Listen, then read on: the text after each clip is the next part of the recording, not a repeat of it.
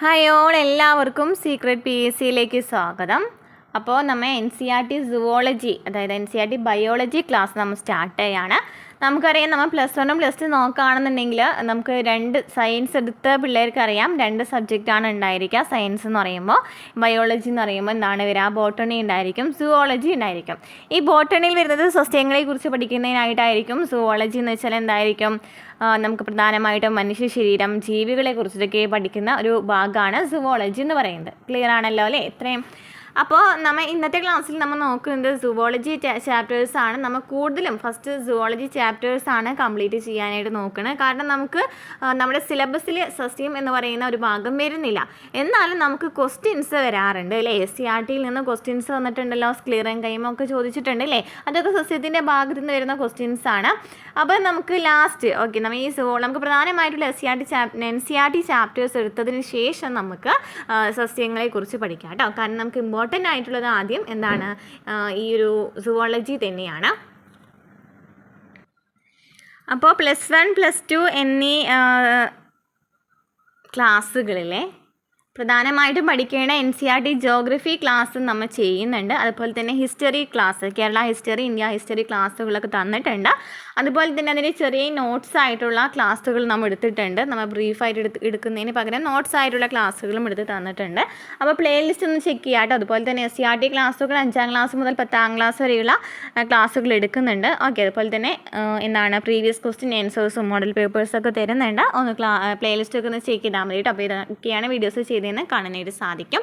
അപ്പോൾ നമുക്ക് ക്ലാസ്സിലേക്ക് കിടക്കാം. അവിടെ നമുക്ക് ഫസ്റ്റ് പറയുകയാണെന്നുണ്ടെങ്കിൽ നമുക്ക് NCERT +1 ആണല്ലോ നോക്കുന്നത്. +1 ബയോളജി സുവോളജിയിലും ഫസ്റ്റ് വരുന്ന ചാപ്റ്റർ ജീവിയ ലോകമാണ്. രണ്ടാമത്തെ ചാപ്റ്റർ ജന്തുലോകം, മൂന്നാമത്തെ ചാപ്റ്റർ ജന്തുക്കളിലെ ഘടനാ വ്യവസ്ഥ, നാലാമത്തെ ചാപ്റ്റർ ജൈവ തന്മാത്രകൾ. ഓക്കെ. ഈ 4 ചാപ്റ്ററും ഞാൻ ലാസ്റ്റ് എടുക്കുന്നുള്ളൂ. കാരണം നമുക്ക് അതിനും ഇമ്പോർട്ടൻ്റ് ആയിട്ടുള്ള ചാപ്റ്റേഴ്സാണ് ബാക്കി വരുന്ന എല്ലാ ചാപ്റ്റേഴ്സും. നോക്കി ദഹനവും ആഗിരണവും. നമുക്കറിയാം, നമ്മുടെ മനുഷ്യ ശരീരത്തെക്കുറിച്ചുള്ള അറിവെന്ന് പറയുന്ന ഒരു ടോപ്പിക്ക് നമുക്ക് ഏതൊരു സിലബസ് എടുക്കുകയാണെങ്കിലും, അത് +1 ആണെങ്കിലും +2 ആണെങ്കിലും ഡിഗ്രി ആണെന്നുണ്ടെങ്കിലും ഏതൊരു സിലബസ് എടുക്കുകയാണെന്നുണ്ടെങ്കിലും നമുക്കറിയാം, നമ്മുടെ സിലബസിൽ വരുന്ന ഒരു ഭാഗമാണ് മനുഷ്യ ശരീരത്തെക്കുറിച്ചുള്ള അറിവെന്ന് പറയുന്നത് അല്ലേ? അപ്പോൾ അതുമായി ബന്ധപ്പെട്ട് വരുന്ന ചാപ്റ്റേഴ്സാണ് 5 മുതൽ 11 വരെ വരുന്ന ചാപ്റ്റേഴ്സ്. ഓക്കെ. അപ്പോൾ അതിൽ ആദ്യത്തെ ദഹനവും ആഗിരണവുമാണ്. 6ാമത്തെ ചാപ്റ്റർ ശ്വസനവും വാതക വിനിമയവും, 7ാമത്തെ ചാപ്റ്റർ ശരീരദ്രവങ്ങളും അവയുടെ പര്യനവും, 8ാമത്തെ ചാപ്റ്റർ വിസർജ്യ വസ്തുക്കളും അവയുടെ നിർമ്മാർജ്ജനവും, 9 ചലനവും സഞ്ചാരവും, 10 നാഡീയ നിയന്ത്രണവും ഏകോപനവും, 11 രാസീയ ഏകോപനവും ഉദ്ഗ്രഥനവും. ഇതെടുത്തതിന് ശേഷമാണ് ഞാൻ ആദ്യത്തെ ചാപ്റ്റേഴ്സ് എടുക്കുന്നുള്ളൂ കേട്ടോ. അപ്പോൾ ഇന്നത്തെ ക്ലാസ്സിൽ നമ്മൾ തുടങ്ങാം? 5ാമത്തെ ചാപ്റ്ററിൽ നിന്ന് തുടങ്ങാം അല്ലേ? ക്ലാസ്സുകൾ ഇഷ്ടപ്പെടുകയാണെന്നുണ്ടെങ്കിൽ ലൈക്ക് ചെയ്യാം. അപ്പോൾ കഴിഞ്ഞ കുറച്ച് ദിവസങ്ങളായിട്ട് നമ്മൾ ക്ലാസ്സുകൾ ചെയ്തപ്പോൾ നോട്ട്സ് തരുമോയെന്ന് ചോദിച്ചിട്ട് കുറേ കമൻറ്റ്സ് വന്നിട്ടുണ്ടായിരുന്നു. ഞാൻ ടെലഗ്രാം ക്രിയേറ്റ് ചെയ്തിട്ടുണ്ടായിരുന്നില്ല. എന്നാൽ ഇപ്പോൾ 2 ദിവസമായിട്ട്, ഇപ്പോൾ ഇന്നലെ നമ്മൾ ടെലഗ്രാം ക്രിയേറ്റ് ചെയ്തിട്ടുണ്ട് 2 ദിവസമായിട്ട്. അപ്പോൾ അതിൽ നമുക്ക് നോട്ട്സ് ഇടാം. അതുപോലെ തന്നെ എന്തെങ്കിലും ഡൗട്ട് ഉണ്ടെന്നുണ്ടെങ്കിൽ നമുക്കതിൽ ഡിസ്കസ് ചെയ്യാം. പിന്നെ ഈ സീക്രട്ട് PSC എന്ന് പറയുന്ന ഒരു ചാനൽ തന്നെ പല പേരുകളിൽ ഉണ്ടായിരിക്കും. അപ്പോൾ കറക്റ്റായിട്ടുള്ള ചാനൽ തന്നെ ഫോളോ ചെയ്യാനായിട്ട് ശ്രമിക്കാം കേട്ടോ. ഞാൻ ഡിസ്ക്രിപ്ഷനിൽ ലിങ്ക് കൊടുത്തിട്ടുണ്ട്. അല്ലാതെ തന്നെ നമ്മുടെ ചാനൽ നോക്കുകയാണെന്നുണ്ടെങ്കിൽ, എബൌട്ട് നോക്കുകയാണെന്നുണ്ടെങ്കിൽ, അല്ലെങ്കിൽ നമ്മുടെ ഒരു ചാനൽ എടുത്ത് നോക്കുകയാണെന്നുണ്ടെങ്കിൽ അതിന് താഴെയായിട്ടും നമ്മൾ ടെലഗ്രാമിന് ലിങ്ക് അവിടെ കൊടുത്തിട്ടുണ്ടായിരിക്കും. പിന്നെ കുറച്ച് ക്ലാസ്സിൻ്റെ കമൻറ്റ് ബോക്സിൽ നമ്മൾ പിൻ ചെയ്ത് വെച്ചിട്ടുണ്ട് കേട്ടോ ടെലഗ്രാമിൻ്റെ ലിങ്ക്. ഓക്കെ. അപ്പോൾ കുറേ പേര് ടെലഗ്രാം ഏതാണെന്ന് ചോദിച്ചിട്ട് കണ്ടു. അപ്പോൾ അതാണ് പറഞ്ഞത് കേട്ടോ. അപ്പോൾ ക്ലാസ്സിലേക്ക് കിടക്കാം അല്ലേ? 5ാമത്തെ ചാപ്റ്ററിൻ്റെ പേരെന്താണ്? ദഹനവും ആഗിരണവും എന്നാണ്. അപ്പോൾ ഈ ഒരു ഭാഗം വരുന്ന SCERT ചാപ്റ്റേഴ്സ് നമ്മൾ കംപ്ലീറ്റ് ചെയ്തിട്ടുണ്ട്. അതായത് 5ാം ക്ലാസ് മുതൽ 10ാം ക്ലാസ് വരെയുള്ള മനുഷ്യ ശരീരത്തെക്കുറിച്ചുള്ള പൊതു അറിവ് എന്ന് പറയുന്ന ഒരു ഭാഗത്തു നിന്ന് വരുന്ന ചോദ്യങ്ങൾ, അല്ലെങ്കിൽ ആ ഭാഗത്ത് നിന്ന് SCERT ചാപ്റ്റേഴ്സ് ഒരേ ഒരു ക്ലാസ് ആയിട്ട് നമ്മൾ വീഡിയോ ചെയ്തിട്ടുണ്ട്. എല്ലാത്തിനും 5ാം ക്ലാസ്, 6ാം ക്ലാസ്, 7ാം ക്ലാസ് അങ്ങനെ നമ്മൾ വീഡിയോ ചെയ്തിട്ടുണ്ട് കേട്ടോ. ഓരോ ക്ലാസ്സിൻ്റെയും ഓരോ സബ്ജക്റ്റ് വൈസ് ആയിട്ടും ഓരോ ടോപ്പിക് വൈസ് ആയിട്ടൊക്കെ ക്ലാസ്സുകൾ എടുത്തിട്ടുണ്ട്. അതല്ലാതെ തന്നെ നമ്മൾ ഈ ഒരു ടോപ്പിക്കിന് വേണ്ടി മാത്രമായിട്ട് ഒരു 7 മണിക്കൂറുള്ള ക്ലാസ്സാണെന്ന് തോന്നുന്നു. 5ാം ക്ലാസ് മുതൽ 10ാം ക്ലാസ് വരെയുള്ള എല്ലാ SCERT ക്ലാസ്സും നമ്മളതിൽ ഉൾപ്പെടുത്തിയിട്ടുണ്ട്. ആ ക്ലാസ്സുകൾ ആദ്യം തന്നെ പോയി കാണാം. കാരണം SCERT ക്ലാസ് പഠിച്ചതിന് ശേഷം NCERT ക്ലാസ്സുകൾ പഠിക്കാനായിട്ട് ശ്രമിക്കാം കേട്ടോ. അപ്പോൾ പ്ലേലിസ്റ്റ് ചെക്ക് ചെയ്താൽ മതി കേട്ടോ, ആ ക്ലാസ് കാണാനായിട്ട് സാധിക്കും. അപ്പോൾ ക്ലാസ്സിലേക്ക് കിടക്കാം. 5ാമത്തെ ചാപ്റ്ററിൻ്റെ പേരെന്താണ്? ദഹനവും ആഗിരണവും എന്നാണ്. ക്ലാസ്സുകൾ ആദ്യമായി കാണുന്ന കൂട്ടുകാരാണെന്നുണ്ടെങ്കിൽ ക്ലാസ്സുകൾ മനസ്സിലാവുന്നുണ്ടെങ്കിൽ സപ്പോർട്ട് ചെയ്യണം, ലൈക്ക് ചെയ്യണം, കമൻറ്റ് ചെയ്യണം, അതുപോലെ തന്നെ ഹൈപ്പും കൂടെ ചെയ്യണം കേട്ടോ. അപ്പോൾ എന്താണ് ചാപ്റ്ററിൻ്റെ പേര്? ദഹനവും ആഗിരണവും എന്നാണ്. എന്താണ് ദഹനം എന്ന് വെച്ചാൽ ആഗിരണം സാധ്യമാകുന്ന രീതിയിൽ സങ്കീർണമായ ഭക്ഷണ പദാർത്ഥങ്ങളുടെ പരിവർത്തന പ്രക്രിയയാണ് ദഹനം എന്ന് പറയുന്നത്. ഇതിൻ്റെ കറക്റ്റായിട്ട് നമുക്ക് എന്താ പറയുക, ഈ NCERT ടെക്സ്റ്റ് ബുക്ക് പഠിക്കുന്നതിനേക്കാളും നല്ലത് എനിക്ക് തോന്നുന്നു പോയിന്റ് വൈസ് ആയിട്ട് പഠിക്കുന്നതായിരിക്കും അല്ലേ. നമുക്ക് കറക്റ്റ് അപ്പോൾ എല്ലാ ഭാഗത്തു നിന്നുള്ള കാര്യം കിട്ടും. NCERT കുറച്ച് വലിച്ച് വരിയിട്ടാണ് കൊടുത്തിട്ടുള്ളത്. അപ്പോൾ അതിനാൽ തന്നെ ഞാൻ പോയിന്റ് വൈസ് ആയിട്ടുള്ള നോട്ടാണ് എടുത്തിരിക്കുന്നത്. നമുക്ക് പെട്ടെന്ന് നമുക്കത് ക്യാച്ച് ചെയ്യാനുള്ള ഒരു നോട്ടാണ് നമ്മൾ എടുത്തിരിക്കുന്നത് കേട്ടോ. ഓക്കെ, അപ്പോൾ എന്താണ് പഠിച്ചത്? ദഹനം എന്ന് വെച്ചാൽ എന്താണ്? ആഗിരണം സാധ്യമാകുന്ന രീതിയിൽ സങ്കീർണമായ ഭക്ഷണ പദാർത്ഥങ്ങളുടെ പരിവർത്തന പ്രക്രിയയാണ്. അപ്പോൾ ഈ ഒരു ക്ലാസ് ഉണ്ടല്ലോ, നമുക്കിപ്പോൾ +2 NCERT ചാപ്റ്റർ വേണമെന്നുണ്ടെങ്കിൽ HSS ലൈവ് എന്നൊക്കെ പറയുന്ന സൈറ്റുകൾ, കുറച്ച് അധികം സൈറ്റുകളുണ്ടല്ലേ. അപ്പോൾ അതിൽ പോയിട്ട് നോക്കിയാൽ മതി കേട്ടോ. ടെക്സ്റ്റ് ബുക്ക് വായിക്കണം എന്നുള്ളവർ അത് പോയിട്ട് നോക്കിയാൽ മതിയേ. അല്ലാന്നുണ്ടെങ്കിൽ ഞാൻ ടെലിഗ്രാം ഗ്രൂപ്പിൽ നമുക്ക് കൊടുക്കാം കേട്ടോ, ഇതിൻ്റെ ക്ലാസ്, ഇതിൻ്റെ ചാപ്റ്റർ കിട്ടുകയാണെന്നുണ്ടെങ്കിൽ. ഇനി മനുഷ്യ ദഹനേന്ദ്രിയ വ്യൂഹം. നമുക്ക് മനുഷ്യരുടെ കൂടുതൽ നമുക്ക് എന്താണ് ദഹനവുമായി ബന്ധപ്പെട്ടാണെങ്കിലും ഏതൊരു ഇത് എടുക്കുകയാണെങ്കിലും ചെറിയൊരു ഭാഗമാണ് ജീവികളെക്കുറിച്ച് നമുക്ക് പഠിക്കാനായിട്ടുള്ളൂ, നമുക്ക് PSC നോക്കുകയാണെന്നുണ്ടെങ്കിൽ കേട്ടോ. അപ്പോൾ എന്താണ് മനുഷ്യ ദഹനേന്ദ്രിയ വ്യൂഹം നോക്കുകയാണെങ്കിൽ മനുഷ്യ ദഹനേന്ദ്രിയ വ്യൂഹത്തിൽ ആഹാരനാളവും, അതായത് അന്നപദവും മറ്റനുബന്ധ ഗ്രന്ഥികളും ഉൾപ്പെടുന്നുണ്ട്. ഏതൊക്കെയാണ് കാണപ്പെടുന്നത്? നമ്മൾ പഠിച്ചിട്ടുണ്ടല്ലേ. ഈ ദഹനവുമായി ബന്ധപ്പെട്ട് എനിക്ക് തോന്നുന്നു 2 ചാപ്റ്ററാണ് NCERT വരുന്നുണ്ട്. നമ്മൾ ഡീറ്റെയിൽ ആയിട്ട് എടുത്തിട്ടുണ്ടായിരുന്നു ക്ലാസ് കേട്ടോ.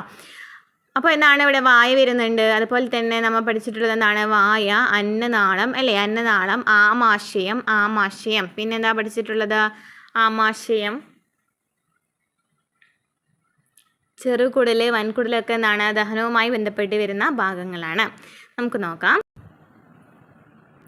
മദനഗഹരത്തിൽ പല്ലുകളും നാവുകളും ഉണ്ട്. നമുക്ക് വായാന്ന് പഠിച്ചാൽ മതി. വായിൽ എന്തുണ്ട്? പല്ലും നാവുണ്ട് അല്ലേ.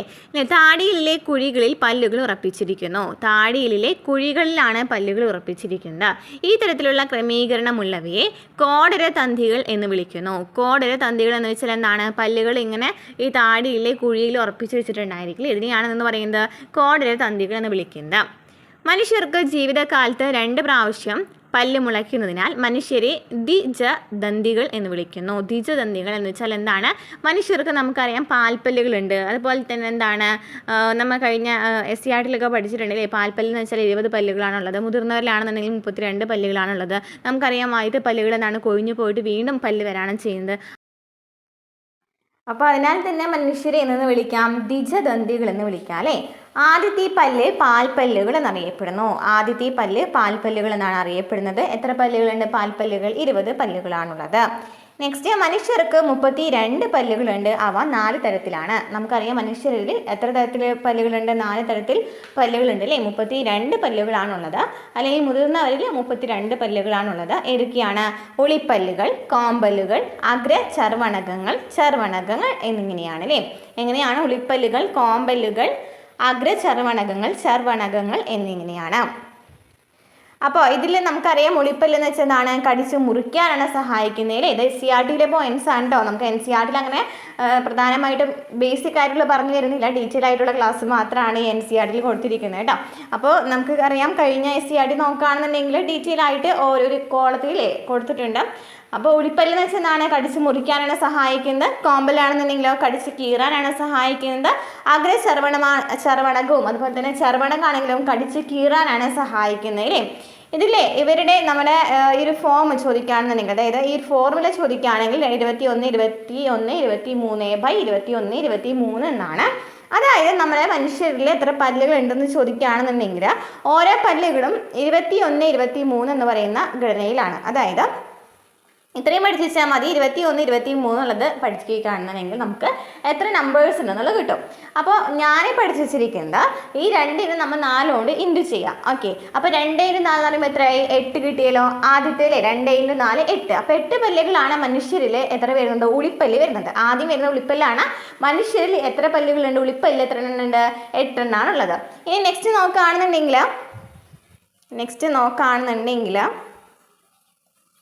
ഒന്നല്ലേ ഒന്നെന്ന് വെച്ചാൽ എന്താണ് നമുക്കറിയാം. നെക്സ്റ്റ് വരുന്നത് കോമ്പല്ലാണ്. അപ്പോൾ 1 × 4 ചെയ്യുമ്പോൾ എത്ര കിട്ടി? 4 കിട്ടി. അപ്പോൾ 4 കോമ്പല്ലുകളാണ് ഉള്ളത്. ഇനി നെക്സ്റ്റ് വീണ്ടും 2 ആണ് വന്നിരിക്കുന്നത്. 2 എന്ന് വെച്ചാൽ എന്താണ്? 2 × 4 ചെയ്യുമ്പോൾ 8 കിട്ടി. 8 എന്ന് വെച്ചാൽ എത്ര എന്താണ്? ചർവണകമാണ്, അഗ്രചർവണകമാണ് കേട്ടോ, അഗ്രചർവണകമാണ്. അപ്പോൾ 2 × 4 8 ആണ്. ഇനി നെക്സ്റ്റ് 3 × 4 ചെയ്യുമ്പോൾ 12 എന്ന് കിട്ടി. ചർവണകം ചോദിക്കുകയാണെന്നുണ്ടെങ്കിൽ എത്രയാണ്? 12 ആണ്. അപ്പോൾ നമുക്ക് കറക്റ്റ് എണ്ണം കിട്ടും കേട്ടോ. 2 1 2 3 എന്ന് പറയുന്ന ഫോമാണ്. 2 1 2 3/2 1 2 3 ആണ് ശരിക്കുള്ള ഫോർമുല എന്ന് പറയുന്നത്. 2 1 2 3 എന്ന് പറയുമ്പോൾ നമ്മൾ × 4 ചെയ്യുക. അപ്പോൾ ഇപ്പോൾ ആദ്യം ഉളിപ്പല്ലാണ്, നെക്സ്റ്റ് വരുന്നത് കോമ്പല്ലാണ്, പിന്നെ ഏതാണ്? അഗ്രചർവണകമാണ് വരുന്നത്, പിന്നെയാണ് ചർവണകം വരുന്നത്. ആ ഒരു ഓർഡറും കൂടെ പഠിച്ചു വെച്ചിരിക്കുക. അപ്പോൾ നമുക്ക് കറക്റ്റായിട്ട് എത്ര പല്ലുകളുണ്ടെന്ന് മനസ്സിലാക്കാനായിട്ട് സാധിക്കും. ഇനി നെക്സ്റ്റ്, പല്ലുകളുടെ ഉറപ്പുള്ള ഭാഗം ഇനാമൽ കൊണ്ട് നിർമ്മിക്കപ്പെട്ടിരിക്കുന്നു. നമുക്കറിയാം PSC എപ്പോഴും ചോദിക്കുന്ന ഒരു ഭാഗം അല്ലേ, ദഹനവുമായി ബന്ധപ്പെട്ട് ചോദിക്കുകയാണെങ്കിൽ ഈ ഒരു ക്വസ്റ്റ്യൻ എപ്പോഴും ഉണ്ടാവാറുണ്ട്. പല്ലുകളുടെ ഉറപ്പുള്ള ഭാഗം എന്താണ്? ഇനാമലാണ്. നാക്ക് ഓറൽ കാവിറ്റിയുടെ താഴ്ഭാഗത്ത് ഫ്രെനുലം എന്ന സ്നായുക്കൾ കൊണ്ട് ഉറപ്പിച്ചിരിക്കുന്നു. നാക്ക് എന്തിലാണ് ഉറപ്പിച്ചിരിക്കുന്നത് നോക്കി. സ്നായുക്കളാണ് അല്ലേ. ഈ സ്നായുക്കളെ പറയുന്നതാണ് ഫ്രെനുലം എന്നാണ്. അപ്പോൾ ഈ ഓറൽ കാവിറ്റിയുടെ താഴ്ഭാഗത്ത് ഫ്രെനുലം ഉണ്ട്. ഈ ഫ്രെനുലം എന്ന് പറയുന്ന സ്നായുക്കൾ കൊണ്ടാണ് ഈ നാക്കിനെ ഉറപ്പിച്ചു വെച്ചിരിക്കുന്നത്. നമ്മൾ പറഞ്ഞു പല്ലാണെന്നുണ്ടെങ്കിൽ സിമൻറ്റും കൊണ്ടാണ് അല്ലേ. പല്ലെന്ന് വെച്ചാൽ മോണയിൽ സിമൻറ്റും കൊണ്ടാണ് ഉറപ്പിച്ചു വെച്ചിരിക്കുന്നത്. എന്നാൽ എന്താണ് നാക്കാണെന്നുണ്ടെങ്കിൽ ഓറൽ കാവിറ്റിയുടെ താഴ്ഭാഗത്ത് ഫ്രെനുലം എന്ന സ്നായുക്കൾ കൊണ്ടാണ് ഉറപ്പിച്ചിരിക്കുന്നത്. തരുണാസ്ഥി നിർമ്മിതമായ ക്ലോമപിതാനം ഭക്ഷണത്തെ ക്ലോമത്തിലേക്ക് പോകുന്നതിൽ നിന്നും തടയുന്നു. നമുക്കറിയാം ക്ലോമപിതാനം ഭക്ഷണത്തെ നാളത്തിലേക്ക് പോകാനാണ് സഹായിക്കുന്നത്. ഇത് ശ്വാസകോശത്തിലേക്ക് കടക്കാതെ അന്നനാളത്തിലേക്ക് പോകാനായിട്ടാണ് ഇത് സഹായിക്കുന്നത്, ക്ലോമപിതാനം സഹായിക്കുന്നത്. നെക്സ്റ്റ്, കഴുത്തിൽ നിന്ന് ആമാശയത്തിലേക്ക് പോകുന്ന നാളിയാണ് ഈസോഫാഗസ് അല്ലെങ്കിൽ അന്നനാളം. അന്നനാളം എന്ന് വെച്ചാൽ കഴുത്തിൽ നിന്ന് ആമാശയത്തിലേക്ക് പോകുന്ന ഭാഗമാണ്. ഇവിടെ നമുക്ക് കാണാനായിട്ട് സാധിക്കും ഈ ഒരു നീളം ഭാഗം ഉണ്ടല്ലോ, ഇതാണ് അന്നനാളം എന്ന് പറയുന്നത്. ഇവിടെ നമുക്കറിയാം പെരിസ്റ്റാൾസിസ് ഒക്കെ പഠിച്ചിട്ടുണ്ടായിരിക്കില്ലേ. തരംഗ രൂപത്തിലുള്ള ചലനത്തെയാണ് പെരിസ്റ്റാൾസിസ് എന്ന് പറയുന്നതെന്നൊക്കെ നമ്മൾ കഴിഞ്ഞ ക്ലാസ്സുകളിലായിട്ട് പഠിച്ചിട്ടുള്ളതാണ്. ഇനി ആമാശയ അന്നനാള പിതായക സ്നായു അന്നനാളം വയറ്റിലേക്ക് തുറക്കുന്ന പ്രവർത്തനത്തെ നിയന്ത്രിക്കുന്നുണ്ട്. ആമാശയ അന്നനാള പിതായക സ്നായു അന്നനാളം വയറ്റിലേക്ക് തുറക്കുന്ന പ്രവർത്തനത്തെ നിയന്ത്രിക്കുന്നുണ്ട്. ഇനി ആമാശയത്തെ നോക്കുകയാണെന്നുണ്ടെങ്കിൽ അന്നനാളത്തെക്കുറിച്ച് നമ്മൾ കഴിഞ്ഞ SCRT പോയിന്റ്സ് ആണ് പറയുന്നത് കേട്ടോ. അത് പഠിച്ചു വെച്ചിരിക്കുന്നത് എന്തായാലും തരംഗ രൂപത്തിലുള്ള ചലനത്തെയാണെന്ന് പറയുന്നത്. തരംഗ രൂപത്തിലുള്ള ചലനത്തെയാണ് പെരിസ്റ്റാൾസിസ് എന്ന് പറയുന്നത് അല്ലേ. അപ്പോൾ അന്നനാളത്തിൽ ഇങ്ങനെ ഭക്ഷണം പോകുമ്പോൾ എന്ത് സംഭവിക്കും? ഇങ്ങനെ ഒരു ചലനം സംഭവിക്കുന്നത് കാണാനായിട്ട് സാധിക്കും. ഇതിനെയാണെന്ന് പറയുന്നത് പെരിസ്റ്റാൾസിസ് അല്ലേ, പെരിസ്റ്റാൾസിസ് എന്ന് പറയുന്നത്. അതിനുശേഷം ഈ ഒരു ഭക്ഷണം എങ്ങോട്ടേക്ക് എത്താണ്? അതായത് ആമാശയത്തിലേക്ക് എത്താണ്. ഓക്കെ, ഇനി ആമാശയത്തിൻ്റെ 3 ഭാഗങ്ങളുണ്ട്. ഏതൊക്കെയാണ്? Cardiac, fundic, body, pyloric. എന്താണ്? Cardiac, fundic, body, pyloric. ഈ പേര് തന്നെ പഠിച്ചു വെച്ചിരിക്കട്ടെ, മലയാളം നോക്കണമെന്നില്ല. Cardiac, fundic, body, pyloric. ഹൃദ്രോഗി, ഫണ്ടിക്ക്, ഗാത്രഭാഗം, പൈലോറിക് എന്നൊക്കെയാണ് പേര് തന്നിരിക്കുന്നത്. കാർഡിയാക്ക്, ഫണ്ടിക്ക്, ബോഡി, പൈലോറിക് എന്നിങ്ങനെയാണ് ആമാശയത്തിൻ്റെ 3 ഭാഗങ്ങൾ എന്ന് പറയുന്നത്. ആമാശയത്തിൻ്റെ 3 ഭാഗങ്ങൾ കാർഡിയാക്കും ഫണ്ടിക്കും ബോഡിയൊക്കെയാണ്. ഇനി ഈസോഫാഗസ് തുറക്കുന്ന ഭാഗമാണ് കാർഡിയാക്ക്. ഹൃദ്രോഗി എന്ന് തന്നിട്ടുണ്ട് അല്ലേ. എന്താണ്? ഈസോഫാഗസ് തുറക്കുന്ന ഭാഗമാണ് കാർഡിയാക്ക്. ഇനി മേൽഭാഗമാണ് ഫണ്ടിക് എന്ന് പറയുന്നത്, ബോഡിയാണ് ഗാത്രഭാഗം എന്ന് പറയുന്നത്. ഇനി പൈലോറിക് എന്ന് വെച്ചാൽ എന്താണ്? ചെറുകുടലിൻ്റെ ഭാഗത്ത് തുറക്കുന്ന ഭാഗമാണ് പൈലോറിക്. ചെറുകുടലിൻ്റെ ഭാഗത്ത് തുറക്കുന്ന ഭാഗമാണ് പൈലോറിക്. അപ്പോൾ ഇത്രയും പഠിച്ചു വെച്ചിരിക്കുക ആമാശയത്തിൻ്റെ ഭാഗങ്ങൾ. Cardiac, fundic, body, pyloric. എന്താണ്? Cardiac, fundic, body, pyloric. Next, ചെറുകുടൽ 3 ഭാഗങ്ങളായി തിരിച്ചിരിക്കുന്നു. ഇനി ചെറുകുടലിന് 3 ഭാഗങ്ങളുണ്ട്. ഏതൊക്കെയാണ്? പക്വാശയം, മധ്യാന്ത്രം, ശേഷാന്ത്രം. അത് പഠിക്കണമെന്നില്ല. എന്താണ് പഠിക്കേണ്ടത്? ഡുവോഡിനം, ജിജിനം, ഇല്യം അല്ലെങ്കിൽ പക്വാശയം. നമുക്കറിയില്ല ഇത് എങ്ങനെയാണ് ക്വസ്റ്റ്യൻ വരാനുള്ളത്. ഇംഗ്ലീഷാണോ മലയാളം എന്നൊന്നും അറിയില്ല. അപ്പോൾ മലയാളം ഇംഗ്ലീഷ് നോക്കൂ കേട്ടോ. പക്വാശയമൊക്കെ നമുക്ക് കണ്ട് പരിചയം ഉണ്ടായിരിക്കും അല്ലേ. പക്വാശയം എന്ന് വെച്ചാൽ എന്താണ്? ഡുയോഡിനമാണ് അല്ലേ. ഡുയോഡിനമാണ് പക്വാശയം എന്ന് പറയുന്നത്. ഇനി മധ്യാന്ത്രം എന്ന് വെച്ചാൽ ജിജിനമാണ്. ശേഷാന്ത്രം എന്ന് വെച്ചാൽ ഇല്യമാണ്. ഡുയോഡിനം എന്ന് വെച്ചാൽ എന്താണ്? അതായത് പക്വാശയം എന്ന് വെച്ചാൽ എന്താണ്? ചെറുകുടലിൻ്റെ ആദ്യ ഭാഗമാണ്. അത് SCRTയിൽ പറയുന്ന ഒരു ഭാഗം തന്നെയാണ് അല്ലേ പക്വാശയം എന്നാണ് പറയുന്നുണ്ട്. ചെറുകുടലിൻ്റെ ആദ്യ ഭാഗമാണ് പക്വാശയം. പക്വാശയത്തിനും ആമാശയത്തിനും ഇടയിൽ പൈലോറിക സ്ഫിങ്ക്റ്റർ ഉണ്ട്. എന്താണ്? പൈലോറികസ് സ്ഫിങ്ക്റ്റർ പക്കാശയത്തിൻ്റെയും ആമാശയത്തിനും ഇടയിലായിട്ടുണ്ട്. പൈലോറികസ് സ്ഫിങ്ക്റ്റർ പക്കാശയത്തിൻ്റെയും ആമാശയത്തിനും ഇടയിലായിട്ടുണ്ട്. ഇനി എന്താണ് മധ്യാന്തരം അല്ലെങ്കിൽ ജിജിനം എന്ന് പറയുന്നത്? പക്കാശയത്തിന് ശേഷമുള്ള ഭാഗമാണ്. അത്രയും പഠിച്ചാൽ മതി. പക്കാശയത്തിൻ്റെ ആദ്യ ഭാഗത്ത് നമ്മൾ ഡിയോഡിനം അല്ലെങ്കിൽ ചെറുകുടലിൻ്റെ ആദ്യ ഭാഗത്ത് നമ്മൾ എന്ത് പഠിച്ചു? പക്കാശയം എന്ന് പഠിച്ചു. ഇനി പക്കാശയത്തിന് ശേഷമുള്ള ഭാഗം ചോദിക്കുകയാണെങ്കിൽ ഏതാണ്? മധ്യാന്തരമാണ്. നെക്സ്റ്റ് അതായത് ജിജിനമാണ്. ഇനി നെക്സ്റ്റ് ആണെങ്കിൽ ഇലിയം അല്ലേ? ഇലിയം അതായത് ശേഷാന്തരം എന്ന് വെച്ചാൽ എന്താണ്? ചെറുകുടലിലെ ഏറ്റവും നീളം കൂടിയ ഭാഗം ചോദിക്കുകയാണെങ്കിൽ ഇതാണ് ഇലിയം അല്ലെങ്കിൽ ശേഷാന്തരമാണ്. അപ്പോൾ ഡിയോഡിനം, ജിജിയം, അതുപോലെ ജിജിനം അല്ലെങ്കിൽ ഇലിയ അല്ലേ? ഈ 3 ഭാഗങ്ങളുണ്ട്. പക്വാശയം, മധ്യാന്തരം, ശേഷാന്തരം. ഇതിലെ പക്വാശയം എന്ന് വെച്ചാൽ ചെറുകുടലിൻ്റെ ആദ്യ ഭാഗമാണ്. പക്വാശയത്തിനും ആമാശയത്തിനും ഇടയിൽ പൈലോറികസ് സ്ഫിങ്ക്റ്റർ ഉണ്ട്. ഇനി മധ്യാന്തരം അല്ലെങ്കിൽ എന്താണ്? ജിജിനം എന്ന് വെച്ചാൽ എന്താണ്? പക്കാശയത്തിന് ശേഷമുള്ള ഭാഗമാണ്. ഇനി ചെറുകുടലിൻ്റെ ഏറ്റവും നീളം കൂടിയ ഭാഗം ഏതാണ്? ഇലിയമാണ് അല്ലേ? ഇലിയമാണ്. ഇനി നെക്സ്റ്റ് വൻകുടലിൻ്റെ 3 ഭാഗങ്ങൾ. വൻകുടലിൻ്റെ 3 ഭാഗങ്ങളാണ് സീക്കം, കോളൻ, റെക്റ്റം. എന്താണ്? Caecum, colon, rectum. അപ്പോൾ സീക്കം എന്ന് വെച്ചാൽ എന്താണ്? ചെറിയ അറരൂപത്തിലുള്ള ഭാഗമാണ്. ആവശ്യമായ സൂക്ഷ്മജീവികൾ ഇവിടെ ഉണ്ടായിരിക്കും. അപ്പോൾ സീക്കം എന്ന് വെച്ചാൽ ചെറിയ അറരൂപത്തിലുള്ള ഭാഗമാണ്. ഇവിടെ ആവശ്യമായ സൂക്ഷ്മജീവികൾ ഉണ്ടായിരിക്കും. ഇനി കോളൻ എന്ന് വെച്ചാൽ എന്താണ്? കോളൻ വൻകുടലിൻ്റെ ഏറ്റവും വലിയ ഭാഗമാണ്. വൻകുടലിൻ്റെ ഏറ്റവും വലിയ ഭാഗം ചോദിക്കുകയാണെങ്കിൽ ഏതാണ്? കോളനാണ്. ഈ ഭാഗം 3 ആയിട്ട് തിരിച്ചിട്ടുണ്ട്. ആരോഹണ കോളൻ, തിരശ്ചീന കോളൻ, അവരോഹണ കോളൻ. ആരോഹണ കോളൻ, തിരശ്ചീന കോളൻ, അവരോഹണ കോളൻ. നെക്സ്റ്റ് മലാശയം അല്ലെങ്കിൽ റെക്റ്റം. മലം സൂക്ഷിക്കപ്പെടുന്ന അറയാണ് മലാശയം. അപ്പോൾ ഇത്രയും പഠിച്ചത് നമ്മൾ എന്തുട്ടാണെന്ന് നോക്കി നോക്കാം. നമ്മൾ പല്ലിനെ കുറിച്ച് പഠിച്ചു, അത് ക്ലിയർ ആണെന്ന് ഞാൻ വിചാരിക്കുന്നു. നെക്സ്റ്റ് അന്നനാളം നമ്മൾ പറഞ്ഞു. കഴുത്തിൽ നിന്ന് ആമാശയത്തിലേക്ക് പോകുന്ന നാളിയാണ് ഈസോഫേഗസ് അഥവാ അന്നനാളം എന്ന് പറയുന്നത്. ഇനി ആമാശയ അന്നനാള പിതായക സ്നായു അന്നനാളം വയറ്റിലേക്ക് തുറക്കുന്ന പ്രവർത്തനത്തെ നിയന്ത്രിക്കുന്നുണ്ട്. ഇനി ആമാശയത്തിന് 3 ഭാഗങ്ങളുണ്ട്. കാർഡിയാക്കും, ഫണ്ടിക്കും, ബോഡിയും, അതുപോലെ തന്നെ പൈലോറിക്കും ആമാശയത്തിൻ്റെ ഭാഗം തന്നെയാണ്. അതായത് ചെറുകുടലിൻ്റെ ഭാഗത്ത് തുറക്കുന്ന ഭാഗമാണ് ഈ പൈലോറിക് എന്ന് പറയുന്നത്. അപ്പോൾ 3 ഭാഗങ്ങൾ ഇതൊക്കെയാണ്. കാർഡിയാക്കും, ഫണ്ടിക്കും, ബോഡിയാണ്. കാർഡിയാക്ക് എന്ന് വെച്ചാൽ ഈസോഫേഗസ് തുറക്കുന്ന ഭാഗം. ഈസോഫേഗസ് എന്ന് വെച്ചാൽ എന്താണ്? അന്നനാളമാണ് അല്ലേ? അന്നനാളമാണ് ഈസോഫേഗസ് എന്ന് പറയുന്നത്. അപ്പം അന്നനാളം തുറക്കുന്ന ഭാഗമാണ്. അപ്പോൾ ഈസോഫേഗസ് തുറക്കുന്ന ഭാഗം അല്ലെ? ഈസോഫേഗസ് തുറക്കുന്ന ഭാഗമാണ് എന്ന് പറയുന്നത് അന്നനാളം. അതായത് ഈസോഫേഗസ് എന്ന് വെച്ചാൽ അന്നനാളമാണ്. അന്നനാളം തുറക്കുന്ന ഭാഗമാണ് കാർഡിയാക്ക് എന്ന് പറയുന്നത്. ഇനി മേൽഭാഗം അതായത് ഫണ്ടിക് എന്ന് പറയുന്നതാണ് മേൽഭാഗമാണ്. ഫണ്ടിക്. ഇനി ബോഡി ഉണ്ട്, അത് നമുക്കറിയാം. പിന്നെ എന്താണ്? പൈലോറിക് അല്ലേ? പൈലോറിക് എന്ന് വെച്ചാൽ ചെറുകുടലിൻ്റെ ഭാഗത്ത് തുറക്കുന്ന ഭാഗമാണ്. അതായത് അന്നനാളം തുറക്കുന്ന ഭാഗം ചോദിക്കുകയാണെങ്കിൽ കാർഡിയാക്കാണ്. എന്നാൽ ചെറുകുടലിൻ്റെ ഭാഗം തുറക്കുന്ന ഭാഗം ചോദിക്കുകയാണെങ്കിൽ ഇതാണ് പൈലോറിക്കാണ്. അന്നനാളം അതായത് ഈസോഫേഗസ് അല്ലെങ്കിൽ അന്നനാളം തുറക്കുന്ന ഭാഗം ഏതാണ്?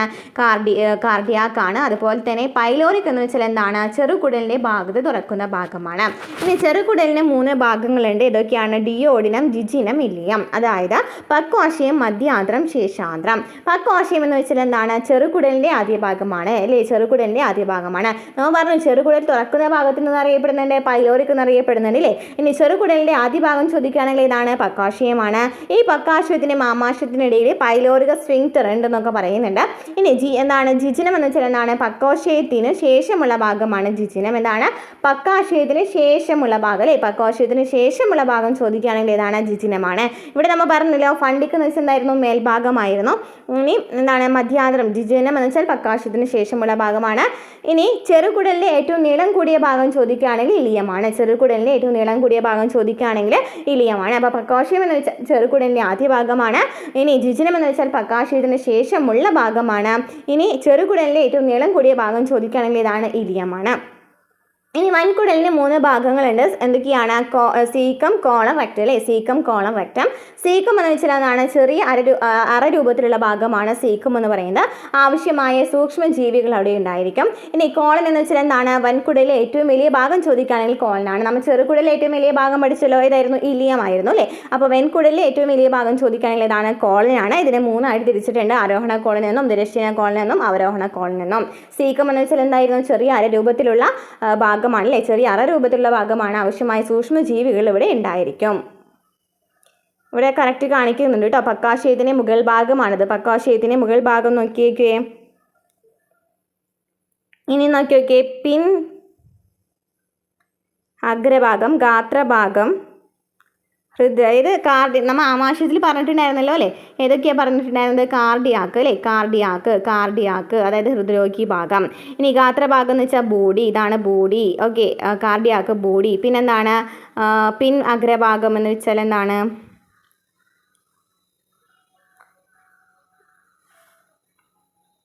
ഫണ്ടിക് ഉണ്ട് അല്ലേ, ഫണ്ടിക് ഉണ്ട്. മുൻ അഗ്രഭാഗം തന്നിട്ടുണ്ട്. അന്നനാളം, ഇതാണ് അന്നനാളം അല്ലേ. അന്നനാളം തുറക്കുന്ന ഭാഗം നോക്കി നോക്കി, അന്നനാളം ഇങ്ങനെ തുറന്ന് വരുന്ന ഭാഗമാണ് നമ്മൾ ഹൃദ്രോഗി ഭാഗം അല്ലേ, ഹൃദ്രോഗി. അതായത് കാർഡിയാക്ക് ഭാഗം എന്ന് പറയുന്നത് ഈ അന്നനാളം തുറക്കുന്ന ഭാഗമല്ലേ, അന്നനാളം തുറക്കുന്ന ഭാഗമാണ് അല്ലേ. ഇനി നമുക്ക് അടുത്തതിലേക്ക് പോകാം. അന്നനാളം മുതൽ മലാശയം വരെയുള്ള ആഹാരനാളത്തിൻ്റെ ചുവരുകൾക്ക് 4 പാളികളുണ്ട്. അന്നനാളം മുതൽ മലാശയം വരെയുള്ള ആഹാരനാളത്തിൻ്റെ ചുവരുകൾക്ക് 4 പാളികളാണുള്ളത്. ഇവിടെ നമ്മൾ വൻകുടലിൻ്റെ 3 ഭാഗങ്ങളെക്കുറിച്ച് പറഞ്ഞു, ചെറുകുടലിൻ്റെ 3 ഭാഗങ്ങളെക്കുറിച്ച് പറഞ്ഞു, പിന്നെ എന്താണ് ആമാശയത്തിൻ്റെ 3 ഭാഗങ്ങളെക്കുറിച്ച് പറഞ്ഞു അല്ലേ. ഇനി നമ്മൾ നോക്കുന്നത് എന്താണ്? ആഹാരനാളത്തിൻ്റെ ചുവരുകൾക്കാണ് അല്ലേ. ആഹാരനാളത്തിൻ്റെ ചുവരുകൾക്കുള്ള 4 പാളികളാണ്. ഏതൊക്കെയാണ്? സ്തരപാളിയുണ്ട്, പേശിപാളിയുണ്ട്, പിന്നെ അധശ്ലേഷ്മ പാളി, ശ്ലേഷ്മ പാളി എന്നിവയാണുള്ളത്. സ്തരപാളി എന്ന് വെച്ചാൽ നമ്മൾ ഇംഗ്ലീഷിൽ പറയാം സെറോസ എന്നാണ്. സെറോസ എന്ന് പറയും. ഇനി പേശിപാളിയെ മസ്കുലാരിസ് എന്ന് പറയും. മസ്കുലാരിസ്.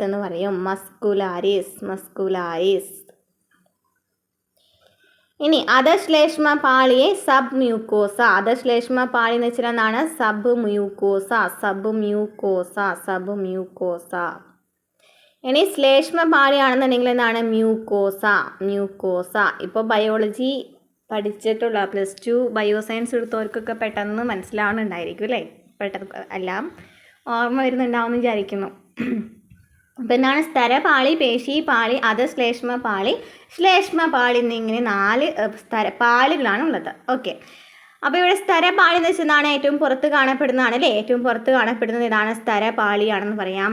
ഇനി പേശിപാളി എന്ന് വെച്ചാൽ അതിന് പേശിപാളിയിൽ അകത്ത് വലിയ വലയ പേശിയുണ്ട്, പുറത്ത് ദീർഘപേശിയുണ്ട്. നമുക്ക് ഈ പേശിപാളിയെ തന്നെ 2ആയിട്ട് ഡിവൈഡ് ചെയ്യാം. ഏതൊക്കെയാണ്? വലയ പേശി എന്നും ദീർഘപേശി എന്നും. ഇനി അധശ്ലേഷ്മ പാളിയുണ്ട്, അതുപോലെ തന്നെ ശ്ലേഷ്മ പാളിയുണ്ട്. നമുക്ക് ഓരോന്നിൻ്റെയും ഡീറ്റെയിൽ ആയിട്ട് നോക്കാം. സ്തരപാളി എന്ന് വെച്ചാൽ എന്താണ്? നേരത്തെ യോജക കലയാലും മിസോത്തിലിയത്താലും എന്നാണ് നിർമ്മിക്കപ്പെട്ട പുറമേയുള്ള പാളിയാണ് സ്തരപാളി എന്ന് പറയുന്നത്. നേരത്തെ യോജക കലയാലും മീസോത്തിലിയത്താലും നിർമ്മിക്കപ്പെട്ട പുറമേയുള്ള പാളിയാണ് സ്തരപാളി അല്ലെങ്കിൽ സെറോസ എന്ന് പറയുന്നത്. അപ്പോൾ എന്താണ് സ്തരപാളി അല്ലെങ്കിൽ സെറോസ എന്ന് വെച്ചാൽ? നേരത്തെ യോജക കലയാലും മീസോത്തിലിയത്താലും നിർമ്മിക്കപ്പെട്ട പുറമേയുള്ള പാളിയാണ് സ്തരപാളി. ഇനി പേശിപാളി അല്ലെങ്കിൽ മസ്കുലാരിസ് എന്ന് വെച്ചാൽ മൃദുപേശികളാൽ നിർമ്മിക്കപ്പെട്ട പാളിയാണ് പേശിപാളി. പേശിപാളി എന്ന് വെച്ചാൽ എന്താണ്? മൃദുപേശികളാൽ നിർമ്മിക്കപ്പെട്ട പാളിയാണ് പേശിപാളി. ഇനി അധശ്ലേഷ്മ പാളി അല്ലെങ്കിൽ സബ് മ്യൂക്കോസ എന്ന് വെച്ചാൽ എന്താണ്? ഞരമ്പ്, രക്തക്കുഴലുകൾ, ലസിക, വാഹിക എന്നിവ ഉൾപ്പെടുന്ന അയഞ്ഞ യോജക കല കൊണ്ട് നിർമ്മിക്കപ്പെട്ട പാളിയാണ് അധശ്ലേഷ്മ പാളി. ഈ ലസിക, വാഹിക എന്ന് വെച്ചാൽ നമുക്കറിയാം ലിംഫൊക്കെ പഠിച്ചിട്ടുണ്ടായിരിക്കും അല്ലേ. ഈ ലിംഫ് വഹിച്ചു കൊണ്ടുപോകുന്ന കുഴലുകളെയാണ് ലസിക, വാഹിക എന്ന് പറയുന്നത്. ഓക്കെ, അപ്പോൾ ക്ലിയർ ആണല്ലോ. ലിംഫ് വഹിച്ചു കൊണ്ടുപോകുന്ന കുഴലുകളെയാണ് ലസിക വാഹിനികൾ എന്ന് പറയുന്നത്. വഹിച്ചു കൊണ്ടുപോകുന്നതിനെയാണ് ലസിക വാഹിനികൾ എന്ന് പറയുന്നത്. അപ്പം എന്താ പഠിച്ചത്? അധശ്ലേഷ്മ പാളി, സബ് മ്യൂക്കോസയിൽ ഞരമ്പുണ്ട്, രക്തക്കുഴലുകളുണ്ട്, ലസിക, വാഹിക എന്നിവയുണ്ട്. ഇനി ശ്ലേഷ്മ പാളി, മ്യൂക്കോസ എന്ന് വെച്ചാൽ ഏറ്റവും ഉള്ളിലത്തെ പാളിയാണ്. ഇവ ആമാശയത്തിൽ ചെറിയ ക്രമരഹിതമായ ചെറിയ മടക്കുകൾ ഉണ്ടാക്കുന്നു. റൂഗി കണ്ടിട്ടുണ്ടായിരിക്കുമല്ലോ അല്ലേ. SCERTയിൽ പറയുന്നുണ്ടെന്ന് തോന്നുന്നു റൂഗിയെ കുറിച്ചിട്ട്.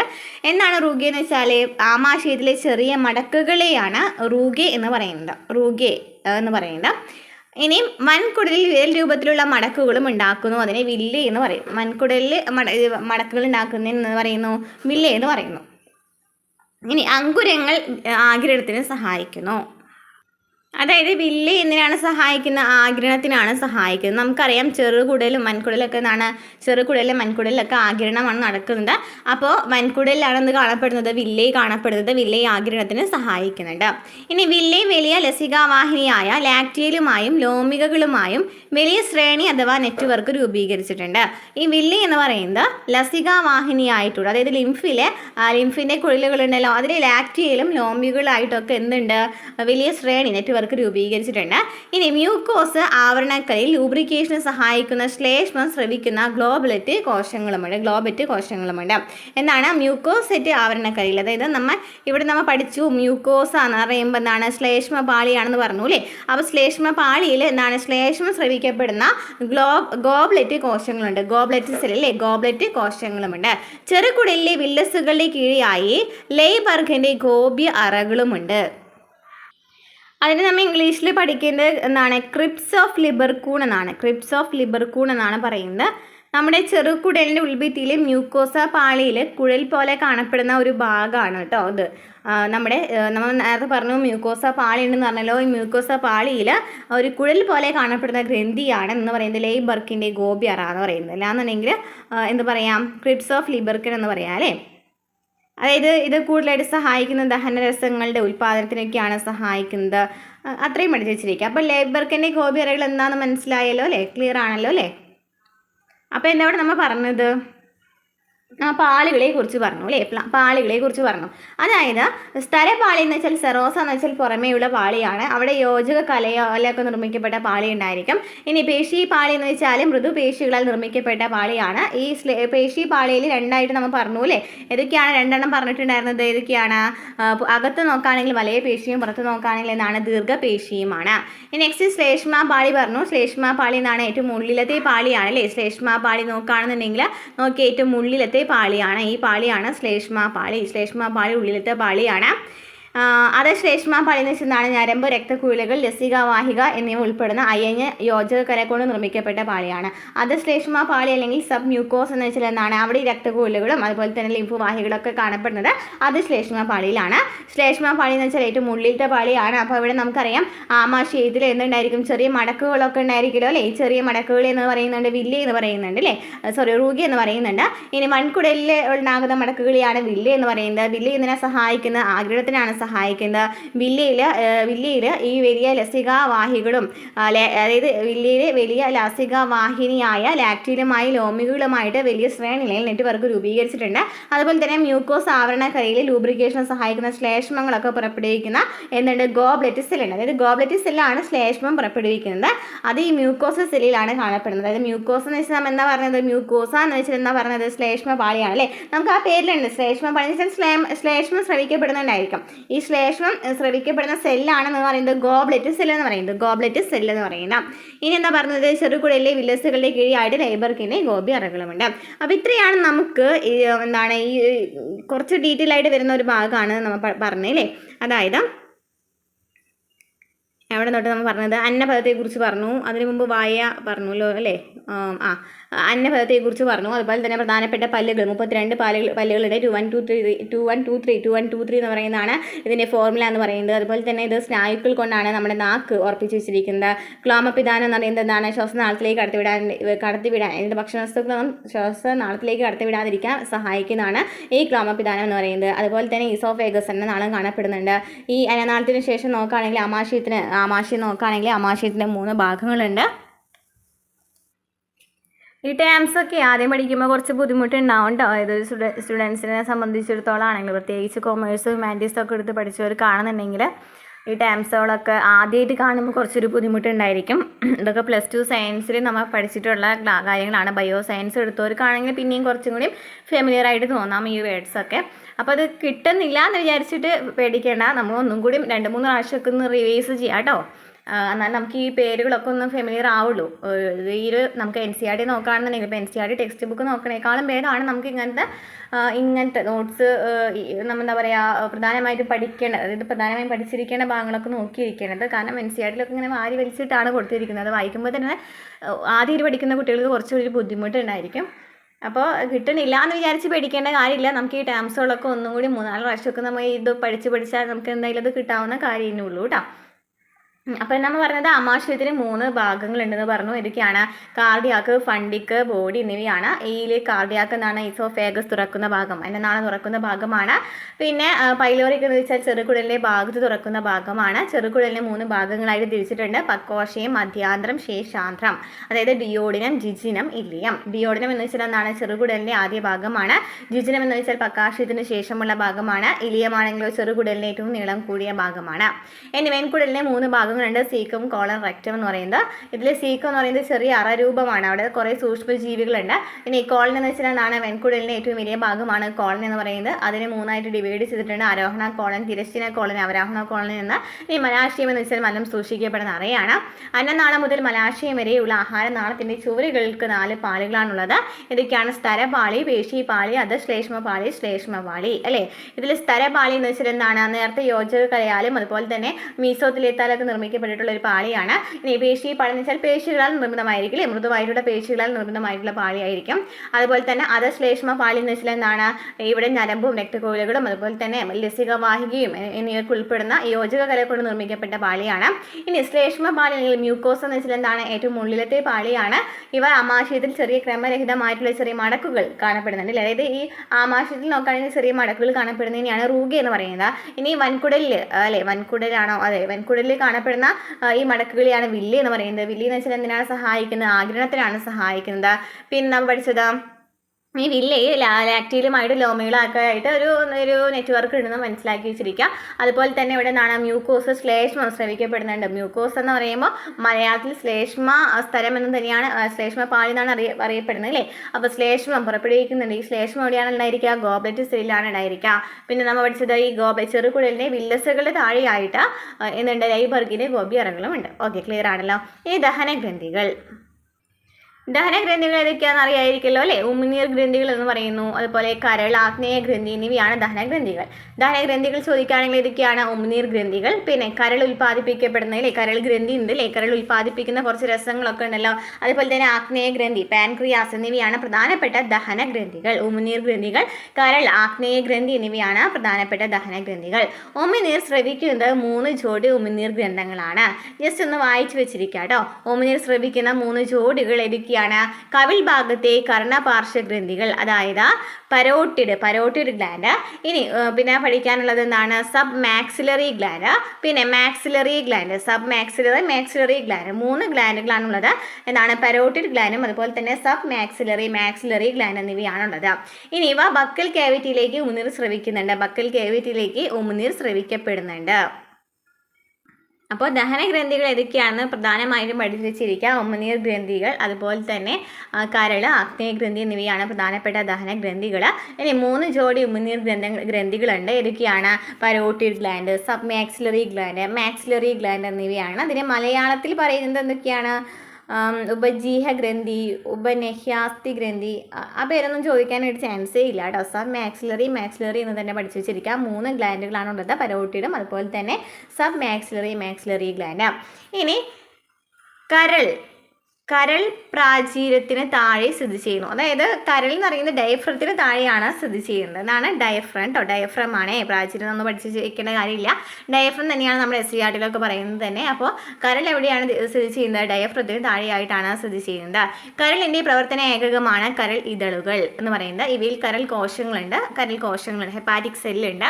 ഇനി ഓരോ ഇതളും, അതായത് നമ്മൾ പറഞ്ഞു കരൾ ഇതളുകൾ ഉണ്ടെന്ന് പറഞ്ഞല്ലോ അല്ലേ. ഈ ഹെപ്പാറ്റിക് ലൊബ്യൂൾസ്. ഓക്കെ, അപ്പോൾ ഇവ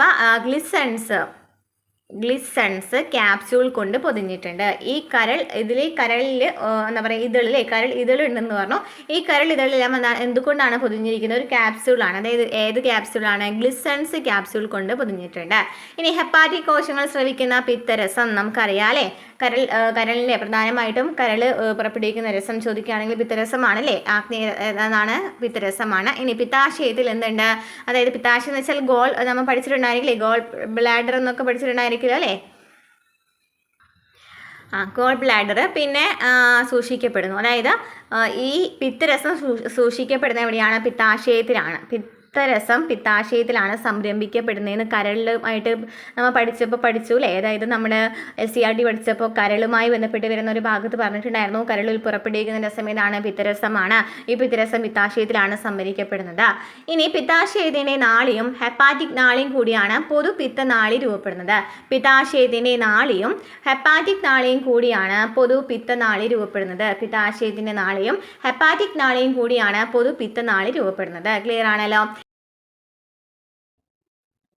ഇനി എന്താണ് സ്ഫിങ്ക്റ്റർ ഓഫ് ഓഡി എന്ന് വെച്ചാൽ? സ്ഫിങ്ക്റ്റർ ഓഫ് ഓഡി എന്ന് വെച്ചാൽ ആഗ്നേയഗ്രന്ഥി നാളിയും പിത്തനാളിയും പ്രകാശത്തിൽ കൂടിച്ചേർന്ന ഭാഗത്തെയാണ് സ്ഫിങ്ക്റ്റർ ഓഫ് ഓഡി എന്നറിയപ്പെടുന്നത്. സ്ഫിങ്ക്റ്റർ ഓഫ് ഓഡി എന്നറിയപ്പെടുന്നത്. ആഗ്നേയഗ്രന്ഥി ഒരു ഉദരസ്രാവ ഗ്രന്ഥിയാണ്. ആഗ്നേയഗ്രന്ഥിയുടെ ബാഹ്യസ്രാവ ഭാഗം ആഗ്നേയരസം ഉൽപ്പാദിപ്പിക്കുന്നുണ്ട് അല്ലേ. ആഗ്നേയഗ്രന്ഥി ആഗ്നേയരസം ഉൽപ്പാദിപ്പിക്കുന്നുണ്ട്. ആഗ്നേയഗ്രന്ഥിയുടെ അന്തസ്രാവ ഭാഗമാണ് ഹോർമോണുകൾ ഉൽപ്പാദിപ്പിക്കുന്നത്. ബാഹ്യഭാഗമാണെന്നുണ്ടെങ്കിൽ ആഗ്നേയരസമാണ് ഉൽപ്പാദിപ്പിക്കുന്നത്. അന്തർഭാഗമാണെങ്കിൽ നമുക്കറിയാം ഹോർമോണുകൾ ഏതൊക്കെയാണ്? ഇൻസുലിനും ഗ്ലൂക്കഗോണും സ്രവിക്കുന്നത് എവിടെ നിന്നാണ്? പാൻക്രിയാസിൽ നിന്നാണ് അല്ലേ.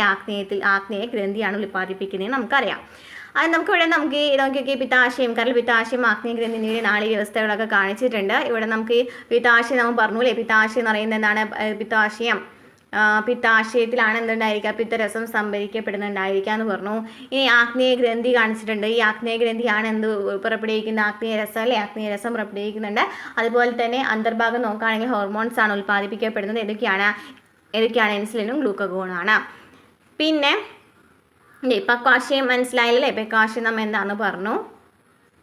ഓക്കെ, അപ്പോൾ ഒന്നുകൂടി നമുക്ക് ഇവിടെ പറഞ്ഞു പോകാം. ദഹനഗ്രന്ഥികൾ 3 പറഞ്ഞു. ഉമിനീർ ഗ്രന്ഥികളും ആഗ്നേയഗ്രന്ഥിയും അതുപോലെ തന്നെ കരളും അല്ലേ. ഇതിൽ ഉമിനീർ ഗ്രന്ഥികൾ നോക്കുകയാണെങ്കിൽ 3 തരത്തിലുണ്ട് അല്ലേ. ഏതൊക്കെയാണ്? പരോട്ടിഡ് ഗ്ലാൻഡ്, അതുപോലെ തന്നെ സബ് മാക്സിലറി. ഇനി എന്താ പറഞ്ഞത്? അപ്പം പരോട്ടിഡ്, അതുപോലെ തന്നെ സബ് മാക്സിലറി എന്നിവയാണ് ഉമിനീർ ഗ്രന്ഥികൾ എന്ന് പറയുന്നത്. ഇനി കരൾ ഉൽപ്പാദിപ്പിക്കുന്നതാണ് പിത്തരസം. പിത്തരസം എവിടെയാണുള്ളത്? പിത്താശയത്തിലാണുള്ളത്. പിന്നെ നമ്മൾ പഠിച്ചത് പിത്താശയത്തിൻ്റെ നാളിയും ഹെപ്പാറ്റിക് നാളിയും കൂടിയിട്ടാണ് പൊതു പിത്തനാളി രൂപപ്പെടുന്നതെന്നൊക്കെ പറയുന്നുണ്ട്. ഹെപ്പാറ്റിക് കോശങ്ങളൊക്കെ അറിയാമല്ലേ. ഹെപ്പാറ്റിക് കോശങ്ങൾ എന്ന് പറയുന്നത്, ഹെപ്പാറ്റിക് കോശങ്ങളാണ് ഈ പിത്തരസം എന്താണ് സ്രവിക്കപ്പെടുന്നത്. അതാണ് ഹെപ്പാറ്റിക് കോശങ്ങളാണ് പിത്തരസം സ്രവിക്കുന്നത്. അതുപോലെ തന്നെ ഈ ഇതിൽ കരൾ ഇതളുകളുണ്ട് അല്ലേ. അതായത് ഹെപ്പാറ്റിക് ലൊബ്യൂൾസ് ഉണ്ട്. ഹെപ്പാറ്റിക് ലൊബ്യൂൾസ് ഒരു ക്യാപ്സ്യൂൾ കൊണ്ട് പൊതിഞ്ഞിട്ടുള്ളതാണ് ഗ്ലിസ്ലൻസ് അല്ലേ. ഗ്ലിസൺസ് ക്യാപ്സ്യൂൾ എന്ന് പറയുന്നത്. അതുപോലെ തന്നെ ഈ ഒരു ആഗ്നേയഗ്രന്ഥി നാളിയും പിത്തനാളിയും പക്കാശയത്തിൽ കൂടിച്ചേരുന്നുണ്ട്. ആഗ്നേയനാളിയും അതുപോലെ തന്നെ ഏത് നാളിയാണ് നമ്മൾ പറഞ്ഞത്? പിത്തനാളി. നോക്കിയാൽ ഇതാണ് ആഗ്നേയനാളി. ഈ ആഗ്നേയനാളി എന്ന് പറയുന്നതും അതുപോലെ തന്നെ പിത്തനാളി എന്ന് പറയുന്നതും ഈ പക്വാശയത്തിൽ കൂടിച്ചേരുന്നുണ്ട്. ആ ഒരു ഭാഗത്തെയാണ് എന്ന് പറയുന്നത് സ്ഫിങ്ക്റ്റർ ഓഫ് ഓഡി എന്ന് പറയുന്നത്. ഇനി ആഗ്നേയഗ്രന്ഥി ഉൽപ്പാദിപ്പിക്കുന്നതാണ് ആഗ്നേയരസമാണ്. അതിൽ 2 ഭാഗങ്ങളുണ്ട്. പുറം ഭാഗമാണെങ്കിൽ ആഗ്നേയരസം ഉൽപ്പാദിപ്പിക്കുന്നതിൻ്റെ ഉള്ളിലാണെങ്കിൽ ഹോർമോണുകൾ ഉൽപ്പാദിപ്പിക്കപ്പെടുന്നത്. ഹോർമോണുകളാണെങ്കിൽ ഏതൊക്കെയാണ്? ഇൻസുലിനും ഗ്ലൂക്കഗോണാണ്. നെക്സ്റ്റ് ഭക്ഷണത്തിൻ്റെ ദഹനം യാന്ത്രികമായും രാസവസ്തുക്കളുടെ സഹായത്താൽ നടക്കുന്നു അല്ലേ. നടക്കുന്നുണ്ട്. അതുപോലെ തന്നെ മെക്കാനിക്കലായിട്ട് നടക്കുന്നുണ്ട്. ചവയ്ക്കൽ പ്രക്രിയയും ചവയ്ക്കപ്പെട്ട ഭക്ഷണ വസ്തുവിലേക്കുള്ള ഉമിനീർ ലയനവും യാന്ത്രികമാണ്. എന്താണ് യാന്ത്രികം എന്ന് പറയുന്നത്? എന്താണ് യാന്ത്രിക ദഹനം എന്ന് വെച്ചാൽ എന്താണ്? നമ്മൾ പറഞ്ഞു ദഹനം എന്ന് പറയുന്നത് യാന്ത്രികമായിട്ട് നടക്കുന്നുണ്ട്. അപ്പോൾ എന്താണ് യാന്ത്രികം എന്ന് വെച്ചാൽ ഈ ചവയ്ക്കൽ പ്രക്രിയ, അതുപോലെ തന്നെ ചവയ്ക്കൽ ഭക്ഷണ വസ്തുവിലേക്കുള്ള ഉമിനീർ ലയനം എന്നിവയൊക്കെ എന്താണ്? യാന്ത്രികമാണ്. എന്നിട്ട് എന്ത് സംഭവിക്കും? എങ്ങനെയാണ് ദഹനം നടക്കുന്നതെന്നാണ് പറയുന്നത് കേട്ടോ. ഉമിനീർ ലയനം ഭക്ഷണത്തെ മൃദുവാക്കി ആഹാരനാളം വഴി എളുപ്പത്തിൽ കടത്തിവിടുന്നു. ഉമിനീർ ലയിക്കുകയാണെങ്കിൽ നമ്മുടെ ഭക്ഷണത്തിൽ ലയിക്കുകയാണെങ്കിൽ അത് മൃദുവാക്കിയിട്ട് നേരെ എങ്ങോട്ടേക്ക് കടത്തിവിടും? ആഹാരനാളം വഴി എളുപ്പത്തിൽ കടത്തിവിടാനായിട്ട് സഹായിക്കും. വയറ്റിൽ ഒട്ടേറെ രാസപ്രവർത്തനങ്ങൾ നടക്കുന്നത് വഴി ഭക്ഷണത്തിൽ നിന്നും ധാതുലവണങ്ങളും മത്സ്യങ്ങളും വേർതിരിക്കപ്പെടുകയും ആഗിരണം ചെയ്യപ്പെടുകയും ചെയ്യുന്നുണ്ട്. നമുക്കറിയാം ചെറുകുടലും മെൻകുടലാണ് ആഗിരണം ചെയ്യപ്പെടുന്നത് അല്ലേ. ചെറുകുടലാണെന്നുണ്ടെങ്കിൽ ഭാഗികമായിട്ടാണ് മാത്രമാണ് ആഗിരണം നടക്കുന്നത്. ബാക്കി അതായത് ജലം, അതുപോലെ തന്നെ സോഡിയം, പൊട്ടാസ്യം എന്നിവയൊക്കെ എന്താണ്? ധാതു ലവണങ്ങളൊക്കെ വൻകുടലിലാണ് ആഗിരണം നടക്കുന്നത്. ദഹനം 3 സ്ഥലങ്ങളിലാണ് നടക്കുന്നത്. വായറയിലും ആമാശയത്തിലും വൻകുടലിലും ദഹനം നടക്കുന്നുണ്ട്. അപ്പോൾ ദഹനം നടക്കുന്നത് വായയിൽ നടക്കുന്നുണ്ട്. അതുപോലെ തന്നെ ആമാശയത്തിലും വൻകുടലിലും നടക്കുന്നുണ്ട്. ദഹനം നടക്കുന്നുണ്ട്. വായറയിൽ ചെറിയ തോതിലാണ് ദഹനം നടക്കുന്നത്. യാന്ത്രിക ദഹനത്തിന് ശേഷം അവിടെ ടൈലിൻ്റെ സഹായത്താൽ രാസദഹനം നടക്കുന്നു. അപ്പോൾ വായയിൽ നോക്കുകയാണെന്നുണ്ടെങ്കിൽ ചെറിയൊരു ഭാഗം ദഹനം മാത്രമാണ് നടക്കുന്നത്. നടക്കുന്നത്. അതായത് നമുക്കറിയാം ഉമിനീർ ഉൽപ്പാദിപ്പിക്കുന്നതാണ് സലൈവറി അമിലേസ് എന്ന് പറയുന്നത് അല്ലേ. ഈ സലൈവറി അമിലേസിൻ്റെ സഹായത്തിലാണ് അവിടെ രാസദഹനം നടക്കുന്നത്. അപ്പോൾ സലൈവറി അമിലേസിൻ്റെ സഹായത്തിലാണ് അവിടെ ദഹനം നടക്കുന്നത് അല്ലേ. വായിലാണെന്നുണ്ടെങ്കിൽ സലൈവറി അമിലേസിൻ്റെ സഹായത്തിലാണ് നടക്കുന്നത്. അതിനുശേഷം 30% അന്നജവും വായയിൽ എന്തായി മാറുന്നുണ്ട്, മാൾട്ടോസായി മാറുന്നുണ്ട്. 30% അന്നജം വായയിൽ എന്തായി മാറും, മാൾട്ടോസായിട്ട് മാറും. അന്നജം മാൾട്ടോസായിട്ട് മാറുന്നുണ്ട്. ആ പ്രക്രിയ വീണ്ടും വരുന്നുണ്ട് കേട്ടോ.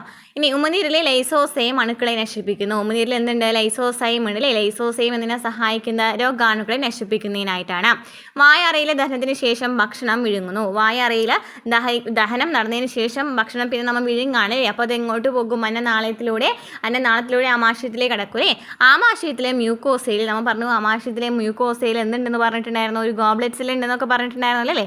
ഈ മ്യൂക്കോസയിൽ എന്താണ്, ഗോബ്ലെറ്റ് സെൽ ഉണ്ടെന്ന് പറഞ്ഞു. അവിടെ പ്രധാനപ്പെട്ട ആമാശയ ഗ്രന്ഥികൾ ഉണ്ടായിരിക്കും. ഓക്കെ, ആമാശയ ഗ്രന്ഥികൾ ദഹനത്തെ സുഗമമാക്കുന്നു. Gastric gland ദഹനത്തെ സുഗമമാക്കുന്നു. ഇനി ഗാസ്ട്രിക് ഗ്രന്ഥികളിൽ 3 തരത്തിലുള്ള കോശങ്ങളുണ്ട്. അതായത് ഈ ഗാസ്ട്രിക് ഗ്രന്ഥി, അതായത് എന്താ പറഞ്ഞിട്ടുള്ളത്, ആമാശയ ഗ്രന്ഥിയിൽ. ഈ ആമാശയ ഗ്രന്ഥിയിൽ 3 തരം കോശങ്ങളാണുള്ളത്.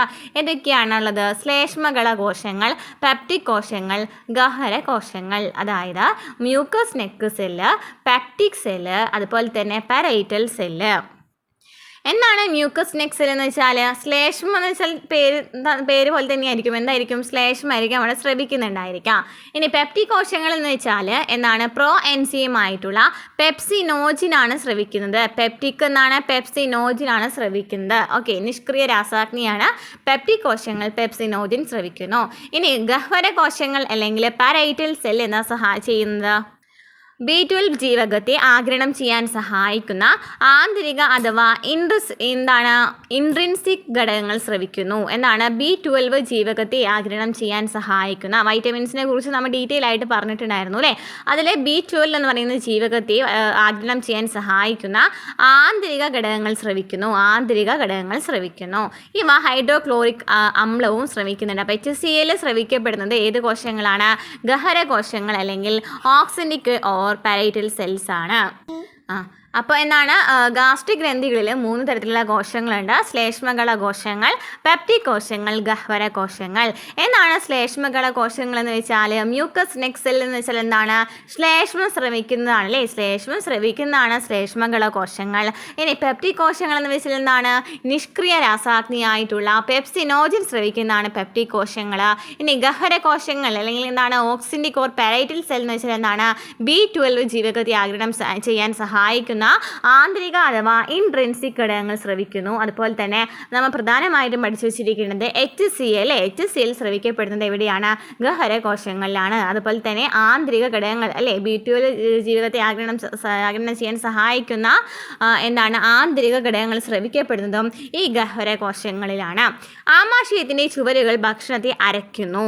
ഇപ്പോൾ ആമാശയത്തിലെ ഭക്ഷണ സാധനത്തെ എന്താണ്, അന്നക്കുഴമ്പ് എന്ന് വിളിക്കുന്നു. അതായത് ഈ ആമാശയത്തിലെ ഭക്ഷണ സാധനം ക്രൈം രൂപത്തിലാകും, അതായത് കുഴമ്പ് രൂപത്തിലാകും. ഓക്കെ, ശേഷം കുടലിൽ ദഹനം നടക്കുന്നു. അപ്പം ആമാശയത്തിൽ ഈ ഭക്ഷണം എന്തായിട്ട് മാറുന്നുണ്ട്, ഒരു കുഴമ്പ് പോലെ രൂപത്തിലാകുന്നുണ്ട്. അതിനെയാണ് ക്രൈം എന്ന് പറയുന്നത്.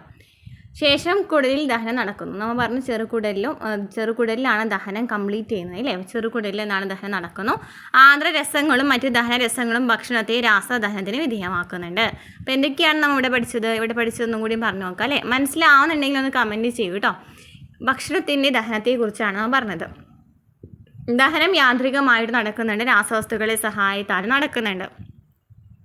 ഇതിൽ ചവക്കൽ പ്രക്രിയ എന്ന് പറയുന്നത് എന്താണ്, യാന്ത്രികമാണ്. അതുപോലെ തന്നെ നമുക്കറിയാം വായയിൽ നിന്ന് ഉമിനീരുണ്ട് അല്ലേ. ഉമിനീര് എന്താണ്, സലൈവറി അമിലേസ് ഉണ്ട് അല്ലേ. ഈ സലൈവറി അമിലേസ് എന്ത് ചെയ്യുന്നുണ്ട്, സലൈവറി അമിലേസിൻ്റെ സഹായത്തിലാണ് അവിടെ രാസദഹനം നടക്കുന്നത്. അല്ലാണ്ട് തന്നെ നമ്മൾ ചവച്ചരയ്ക്കുന്നുണ്ടല്ലോ, അത് യാന്ത്രിക ദഹനമാണ്. യാന്ത്രിക എന്താണ്, അതന്നെ പറഞ്ഞ യാന്ത്രിക ദഹനമാണ്. ഓക്കെ, പിന്നെ ഉമിനീർ ലയനം ഭക്ഷണത്തെ മൃദുവാക്കി ആഹാരം നാളം വഴി എളുപ്പത്തിൽ കടത്തിവിടുന്നു. വയറ്റിൽ ഒട്ടേറെ രാസപ്രവർത്തനങ്ങൾ നടക്കുന്നത് വഴി ഭക്ഷണത്തിൽ നിന്ന് ധാതുലവണങ്ങളും മാംസ്യങ്ങളും വേർതിരിക്കപ്പെടുകയും ആഗിരണം ചെയ്യപ്പെടുകയും ചെയ്യുന്നുണ്ട്. നമുക്കറിയാം ചെറുകുടലിലും വൻകുടലിലും എന്താണ് ആഗിരണത്തിന് സഹായിക്കുന്ന ഭാഗങ്ങളാണ്. ദഹനം 3 സ്ഥലങ്ങളിൽ നടക്കുന്നുണ്ട്. വായയിലും ആമാശയത്തിലും വൻകുടലിലും. വായയിൽ ചെറിയ തോതിൽ മാത്രമാണ് ദഹനം നടക്കുന്നുള്ളൂ. അവിടെ യാന്ത്രിക ദഹനമാണ്, അതായത് ചവച്ചരയ്ക്കാണ് നടക്കുന്നത്. അതിൻ്റെ ഒപ്പം തന്നെ രാസദഹനം നടക്കുന്നുണ്ട്. രാസദഹനം എന്ന് വെച്ചാൽ സലൈവറി അമിലേസ് പുറപ്പെടുവിക്കുന്നുണ്ട്. ഈ സലൈവറി അമിലേസ് എന്ത് ചെയ്യുക, അന്നജത്തെ മാൾട്ടോസ് ആക്കി മാറ്റുന്നുണ്ട്. ഇനി ഉമിനീരിൽ ലൈസോസൈം ഉണ്ട്. ലൈസോസൈം എന്തിനെ സഹായിക്കുന്ന അണുക്കളെ നശിപ്പിക്കുന്നതിനായിട്ടാണ്. പിന്നെ വായറയിലെ ദഹനത്തിന് ശേഷം എന്ത് ചെയ്യും, ഭക്ഷണം വിഴുങ്ങുന്നു. ആമാശയത്തിലെ മ്യൂക്കോസിലെ പ്രധാനപ്പെട്ട ആമാശയ ഗ്രന്ഥികൾ ദഹനത്തെ സുഗമമാക്കുന്നു. ഇനി ഗാസ്ട്രിക് ഗ്രന്ഥികളിൽ 3 കോശങ്ങളുണ്ടെന്ന് പറഞ്ഞു. ഏതൊക്കെയാണ്? ശ്ലേഷ്മകള കോശങ്ങളും പെപ്റ്റിക് കോശങ്ങളും ഗഹ്വര കോശങ്ങളും. അതായത് മ്യൂക്കസ് സെല്ലും പെപ്റ്റിക് ഓർ ചീഫ് സെല്ലും പിന്നെ ഓക്സിൻറ്റിക് ഓർ പാരേറ്റൽ സെല്ലും. ശ്ലേഷ്മകള കോശങ്ങൾ അല്ലെങ്കിൽ മ്യൂക്കസിൽ എന്ന് വെച്ചാൽ മ്യൂക്കസ് സ്രവിക്കപ്പെടാണ്, അതായത് ശ്ലേഷ്മം സ്രവിക്കുകയാണ് ചെയ്യുന്നത്. ഇനി പെപ്റ്റിക് കോശങ്ങൾ എന്ന് വെച്ചാൽ എന്താണ്? പെപ്സിനോജൻ സ്രവിക്കുകയാണ് ചെയ്യുന്നത്. ഇനി ഗഹ്വര കോശങ്ങൾ എന്ന് വെച്ചാൽ എന്താണ്? B12 ജീവകത്തെ ആഗിരണത്തിന് സഹായിക്കുന്ന ആന്തരിക ഘടകങ്ങൾ സ്രവിക്കുന്നുണ്ട്. അതുപോലെ തന്നെ HCl സ്രവിക്കുന്ന എവിടെയാണ്? ഈ ഗഹ്വര കോശങ്ങൾ അല്ലെങ്കിൽ പാരേറ്റൽ സെല്ലിലാണ്. അപ്പോൾ മ്യൂക്കസ് നെക്ക് സെല്ല് എന്ന് വെച്ചാൽ എന്താണ്? ശ്ലേഷ്മം സ്രവിക്കുകയാണ് ചെയ്യുന്നത്. പെപ്റ്റിക് സെല്ല് പെപ്സിനോജൻ ആക്കി മാറ്റാണ് ചെയ്യുന്നത്, അല്ലെ, പെപ്സിനോജൻ സ്രവിക്കുകയാണ് ചെയ്യുന്നത്. ഇനി ഗഹ്വര കോശങ്ങൾ അല്ലെങ്കിൽ എന്താണ്? പാരേറ്റൽ സെല്ല് എന്ന് വെച്ചാൽ എന്താണ് ചെയ്യുന്നത്? HCl സ്രവിക്കുകയാണ് ചെയ്യുന്നത്. ആമാശയത്തിൻ്റെ ചുവരുകൾ ഭക്ഷണത്തെ അരയ്ക്കുന്നുണ്ട്. നമ്മൾ പറഞ്ഞു ആമാശയത്തിൻ്റെ ചുവരുകളൊക്കെ നമ്മൾ ഏതൊക്കെയെന്ന് പറഞ്ഞിട്ടുണ്ടായിരുന്നു, സ്ഥലങ്ങളെക്കുറിച്ചൊക്കെ പറഞ്ഞു, അല്ലേ. ഇനി ഇപ്പോൾ ആമാശയത്തിൽ എന്തായിട്ട് അന്നനാളത്തിൽ, അതായത് ഈ ആമാശയത്തിൽ ഭക്ഷണത്തെ എന്താണ് കുഴമ്പ് രൂപത്തിലാക്കിയിട്ടുണ്ടായിരിക്കും. ഈ കുഴമ്പ് രൂപത്തിനെയാണെന്ന് പറയുന്നത് കൈം എന്ന് പറയുന്നത്. ശേഷം കുടലിൽ ദഹനം നടക്കും. പിന്നെ ആർദ്രരസങ്ങളും മറ്റ് ദഹനരസങ്ങളും ഭക്ഷണത്തിൽ രാസദഹനത്തിന് വിധേയമാക്കുന്നുണ്ട്. അപ്പോൾ ഏതൊക്കെ ഈ ധാന്യങ്ങൾ ദഹനം എങ്ങനെയാണ് നടക്കുന്നതെന്ന് പറയുന്നുണ്ട്. വായറയിൽ ദഹനം നമ്മൾ പറഞ്ഞു, അല്ലേ. അന്നജത്തെ മാൾട്ടോസാക്കി മാറ്റുന്ന ആരാണ്? സലൈവറി അമിലേസ് ആണെന്ന് പറഞ്ഞു. ഭക്ഷണം ടൈലിനുമായി, ടൈൽ എന്ന് വെച്ചാൽ സലൈവറി അമിലേസ് ആണ്. സലൈവറി അമിലേസുമായി കൂടിച്ചേർന്ന് സ്റ്റാർച്ചിനെ മാൾട്ടോസാക്കി മാറ്റുന്നു. അതായത് അന്നജത്തെ മാൾട്ടോസാക്കി മാറ്റുന്നത് ആരാണ്?